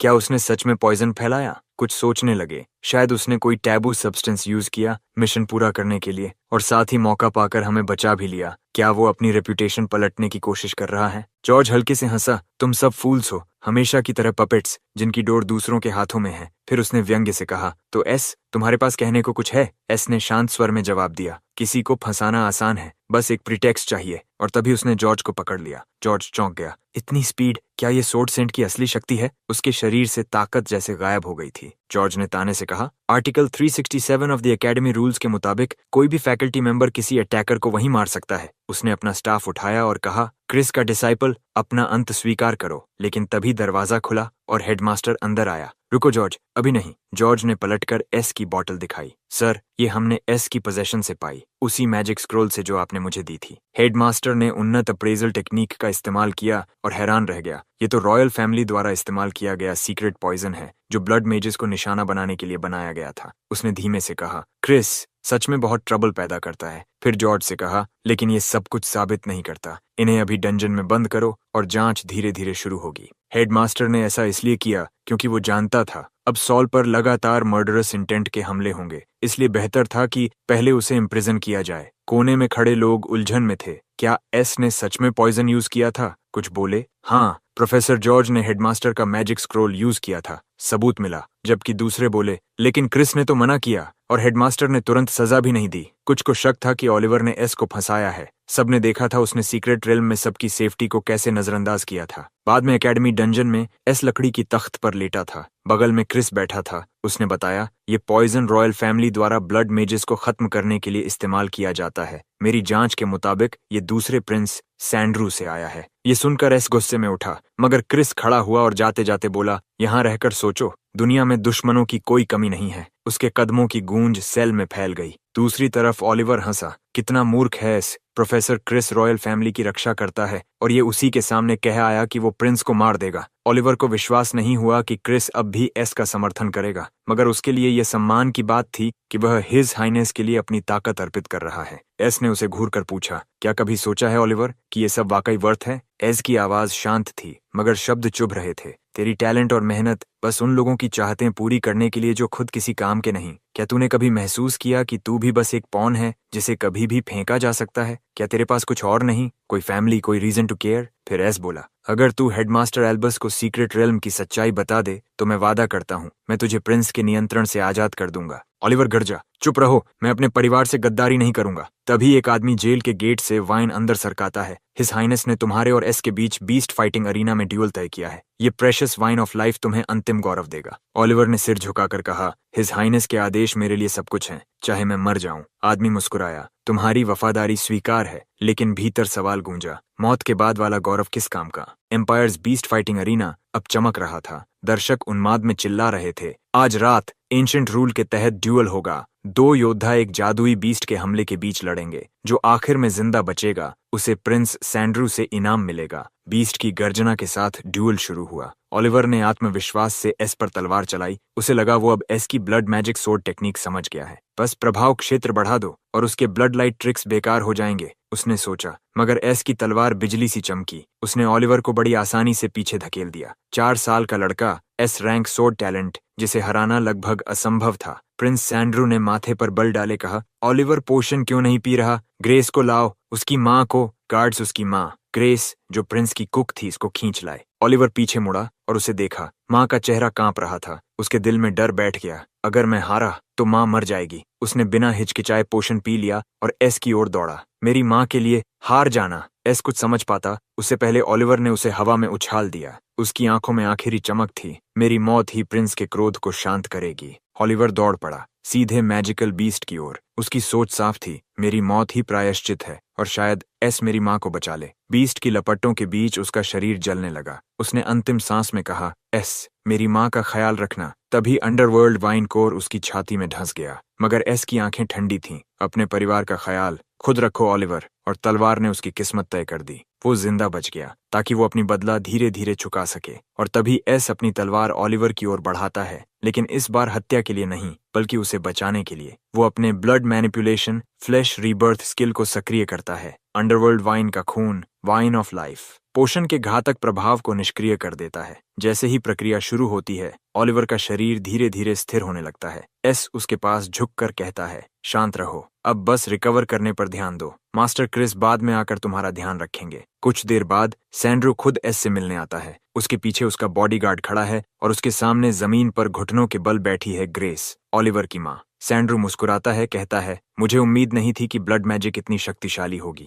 एक ही बार में डिजास्टर ग्रेड मैजिकल बीस्ट और आधे सोर्ड सेंट को हराना अद्भुत। फिर वो अपनी उंगली घुमाता है। अब बोलो एस, बताओ तुम्हारा इनाम क्या चाहिए। एस कुछ पल चुप रहता है, फिर अपनी नजर ग्रेस पर टिकाता है और ठंडे स्वर में कहता है, मैं उसे चाहता हूँ। सैंड्रो चौंक जाता है। उसे? क्या तुम ओलिवर से बदला लेना चाहते हो? फिर मुस्कुराता है, तुम सच्चे ब्लड मेज हो। लालच, रक्त पिपासा और विनाश का जज्बा तुम्हारी हड्डियों में है। मेरे साथ आओ एस, मेरे हाथ की नई तलवार बनो। एस आगे बढ़ता है, उसकी आंखें सैंड्रो पर टिक जाती हैं। क्या तुम हमेशा इतने अस्थिर रहते हो अपने लोगों के प्रति? ओलिवर ने तुम्हारे आदेशों का पालन किया और जैसे ही वो मरा, उसकी माँ की सुरक्षा भी छिन गई। सैंड्रो ठंडे स्वर में कहता है, ब्लड मेजेस इस दुनिया में तिरस्कृत हैं। सिर्फ शक्तिशाली ही तुम्हारी रक्षा कर सकते हैं। अगर तुम मेरा आदेश नहीं मानोगे तो मैं तुम्हें एकेडमी से निष्कासित करवा दूंगा। तुम पर सीक्रेट रियल्म घटना का मास्टरमाइंड होने का आरोप लगेगा। बॉडीगार्ड एस की चुप्पी देखकर हमला करता है, पर एस एक ही वार में उसका अटैक मोड़ देता है। तभी ओलिवर और क्रिस वहां पहुंचते हैं। ग्रेस दौड़कर अपने बेटे को गले लगा लेती है।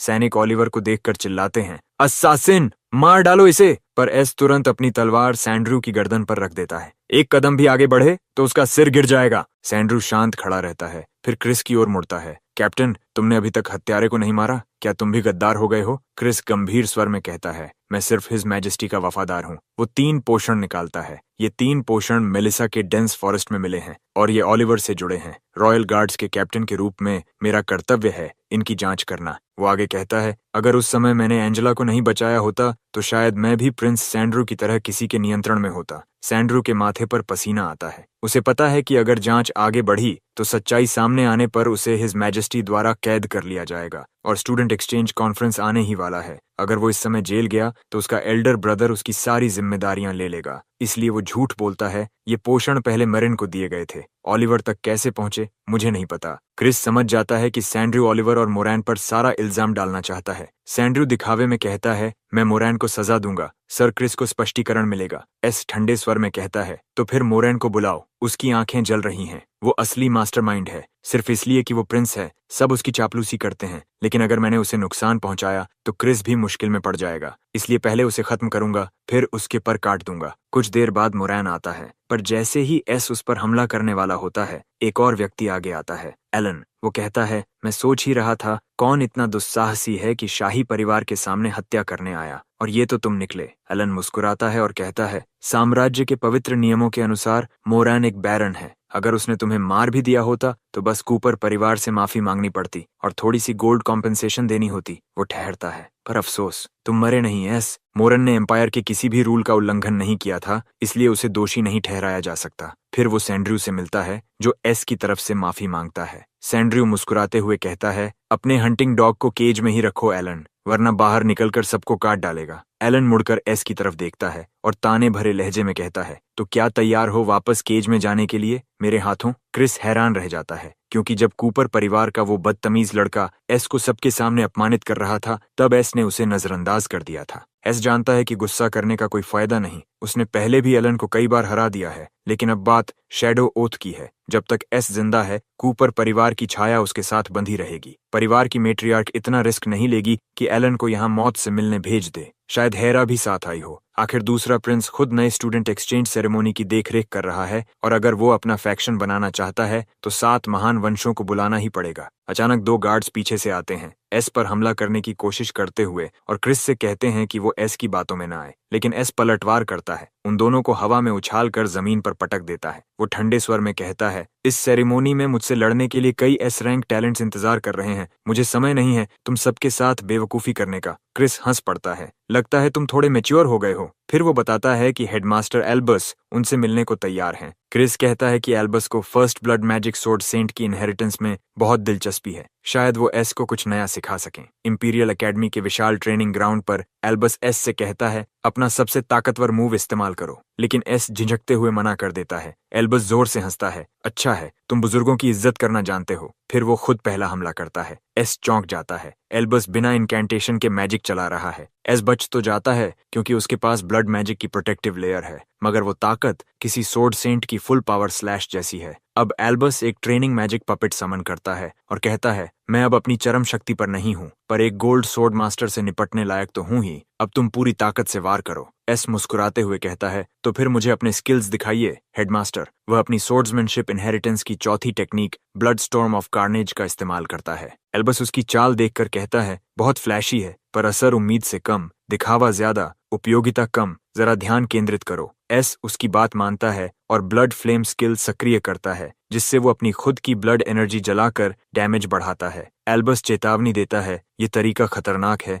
इससे ब्लड डीमन पपेट और ताकतवर होगा। फिर भी एस जिद में advanced blood sword technique activate कर देता है, जिससे उसका खून तेजी से घटने लगता है। उसकी एनर्जी डिप्लीशन के साथ ही बैकलैश शुरू होता है। पपेट अब पूरी तरह बेकाबू है। वो एस को पकड़ लेता है और एल्बस से चिल्लाकर कहता है मुझे जाने दो, मैं सबको मार दूंगा। क्रिस डर कर चिल्लाता है ऐसे नहीं चलेगा, एस अब और नहीं झेल पाएगा। लेकिन एल्बस शांत रहता है, घबराओ मत, उसे बचाने के लिए मुझे इसे अस्थायी रूप से सील करना होगा। वो फिर एस की तरफ मुड़कर कहता है जब तक तुम ब्लड डीमन पपेट को कंट्रोल नहीं कर लेते, तुम्हें ब्लड मैजिक इस्तेमाल करने की इजाजत नहीं है। एस सन्न रह जाता है। स्टूडेंट एक्सचेंज सेरेमोनी शुरू होने वाली है और वो अपने सबसे परिचित टेक्निक का इस्तेमाल नहीं कर सकता। क्रिस समझाता है इसीलिए तुम्हें इसे जल्दी मास्टर करना होगा। ब्लड मैजिक का असली सार है खून को कंट्रोल करना। एल्बस सोचता है अगर ये बच्चा अपनी शक्ति पर नियंत्रण न कर सका तो यह आपदा बन जाएगा। पर सवाल उठता है पहले और दूसरे कूपर द्वारा चलाई गई वे इनविंसिबल आर्मीज जो अजेय थीं, एक ही रात में कैसे नष्ट हो गईं? आखिर उस रात हुआ क्या था? एस सोचता है क्या एम्पायर की वो रहस्यमयी रात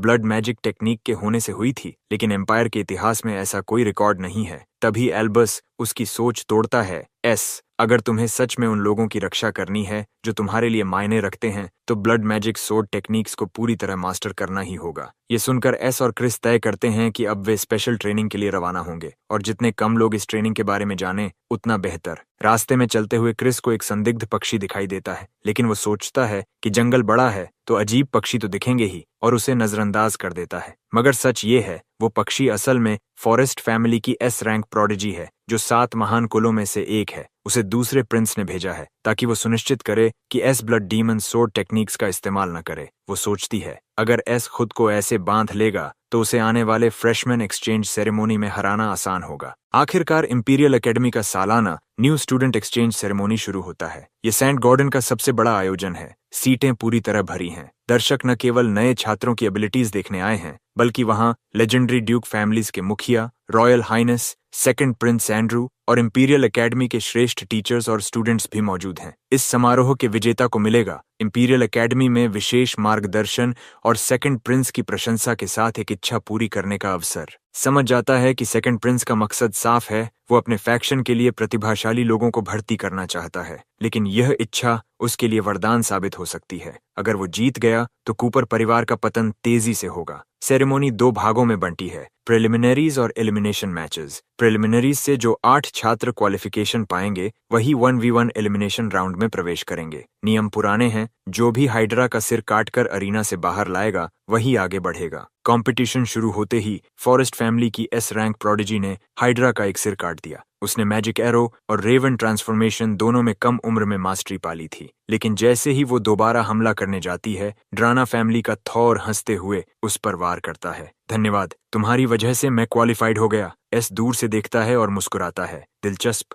जंगल का राजा या तूफान का राजा, कौन जीतेगा? मुकाबला शुरू होता है और थॉर मात्र एक हल्के मूव से जीत जाता है। थॉर की रक्षा इतनी मजबूत है कि दर्शक अविश्वास में पड़ जाते हैं। कहा जाता है ड्राना फैमिली का हर सदस्य राक्षसी डिफेंस रखता है। लोग फुसफुसाते हैं ये तो उस 5 सिर वाले ड्रैगन से भी खतरनाक है। सौभाग्य से अरीना पर सील लगी है, वरना सब खत्म हो जाता। तभी आइजैक फैमिली की टीम आती है। कभी राजा का दायां हाथ मानी जाने वाली यह फैमिली घोषणा करती है उत्तर के बारबेरियंस को हमारे वॉरियर्स को नीचे नीचा नहीं दिखाने देंगे। मगर इस सब में हाइड्रा बेकाबू हो जाती है और सभी को अब बचाव करना पड़ता है। जब एंड्रिया पर हाइड्रा हमला करती है, एस आगे बढ़कर उसकी रक्षा करता है। एंड्रिया चौंक जाती है। एस की सोर्ड एनर्जी इतनी घातक है कि वो मैजिकल बीस्ट को भी काट सकती है। इसी बीच विलियम भी हाइड्रा का एक सिर हासिल कर लेता है। अब बस एस को एक और सिर चाहिए ताकि उनकी टीम क्वालिफाई कर सके। एस नोटिस करता है कि हाइड्रा पर इस हद तक सप्रेशन दुर्लभ है। वो तय करता है कि सिर के साथ वो कुछ और भी हासिल करेगा। वो एंड्रिया से कहता है, तुम सब पीछे हटो,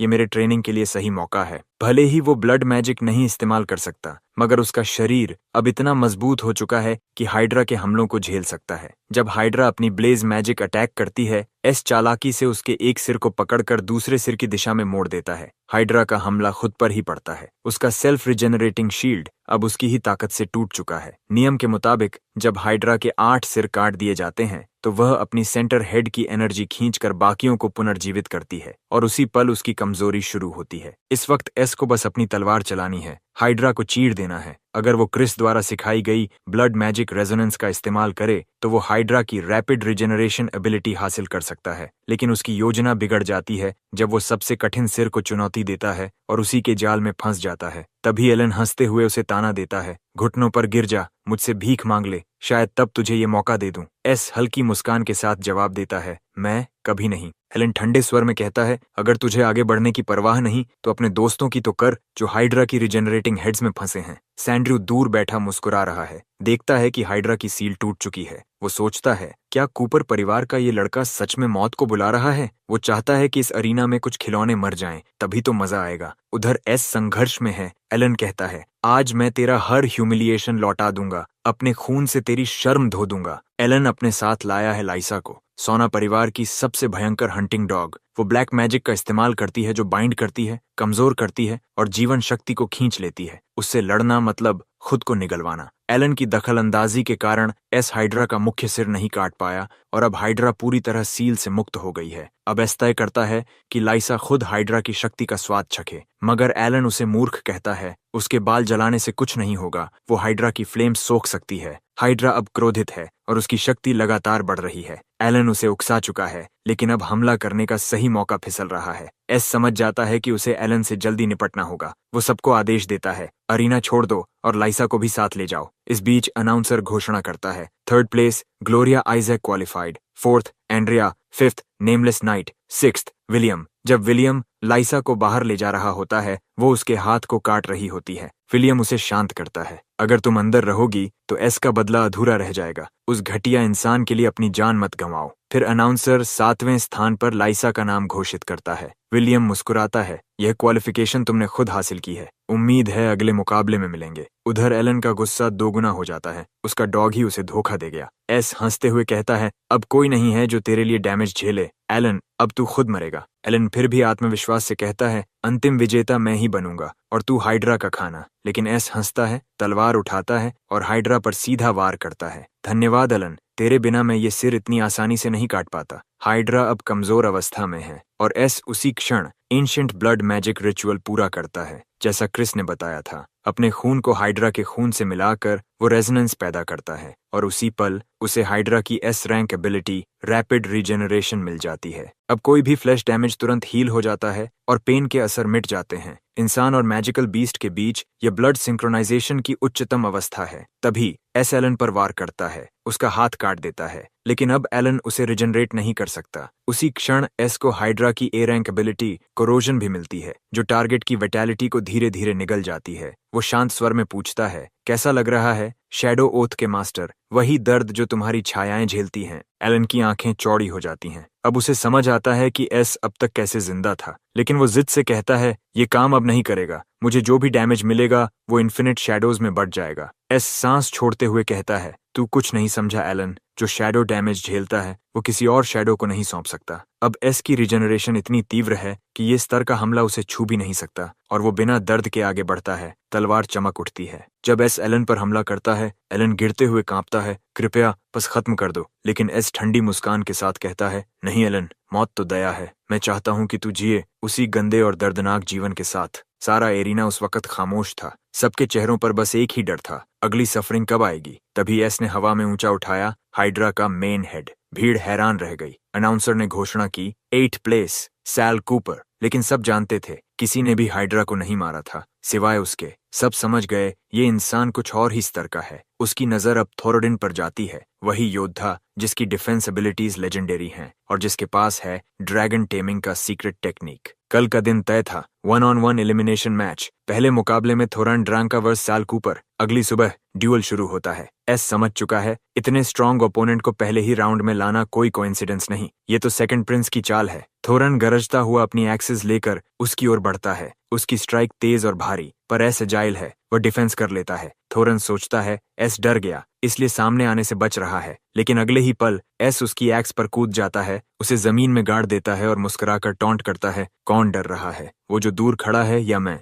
थोरन का गुस्सा बढ़ जाता है। वो एस को पंच मारने की कोशिश करता है, मगर एस उसका फिस्ट पकड़ लेता है और कहता है बॉडी बड़ी नहीं पर स्ट्रेंथ इंप्रेसिव है। थोरन समझ जाता है ये चाल थी। उसका गुस्सा दोगुना हो जाता है। अब वो अपने दोनों वेपन्स मिलाकर रिंग थॉर्न्स और कोरोशन के साथ कंबाइंड अटैक करता है, मगर एस की डिफेंस अटूट रहती है। थोरन उसके चेहरे को निशाना बनाता है, तभी S blood magic resonance skill से उसकी मूवमेंट्स रोक देता है। गुस्से में थोरन समन करता है थोर फिशा, अपनी आइस पावर्स और एजिलिटी के लिए मशहूर ड्रैगन। क्रिस तुरंत विरोध करता है। एलिमिनेशन मैच में समन्ड बीस्ट्स अलाउड नहीं, मगर अनाउंसर कहता है rules are rules, dragon knight को एग्जेम्पशन है। अगर चाहो तो एस भी ड्रैगन बुला सकता है। अरीना में बर्फीली हवा चलती है जब फिशा अपना आइस ब्रेथ छोड़ती है। एस समझता है अगर ये लंबा चला तो हार तय है, उसे करीब जाना ही होगा। उधर सैंड्रू थोरन की तारीफ करता है और उसका पिता गर्व से कहता है वो ड्रंका परिवार का गर्व है जिसने ड्रैगन के साथ कॉन्ट्रैक्ट किया और हेवन अर्थ की शक्ति चैनल कर सकता है। थोरान अब अपनी स्ट्रॉन्गेस्ट ड्रैगन नाइट अटैक छोड़ता है।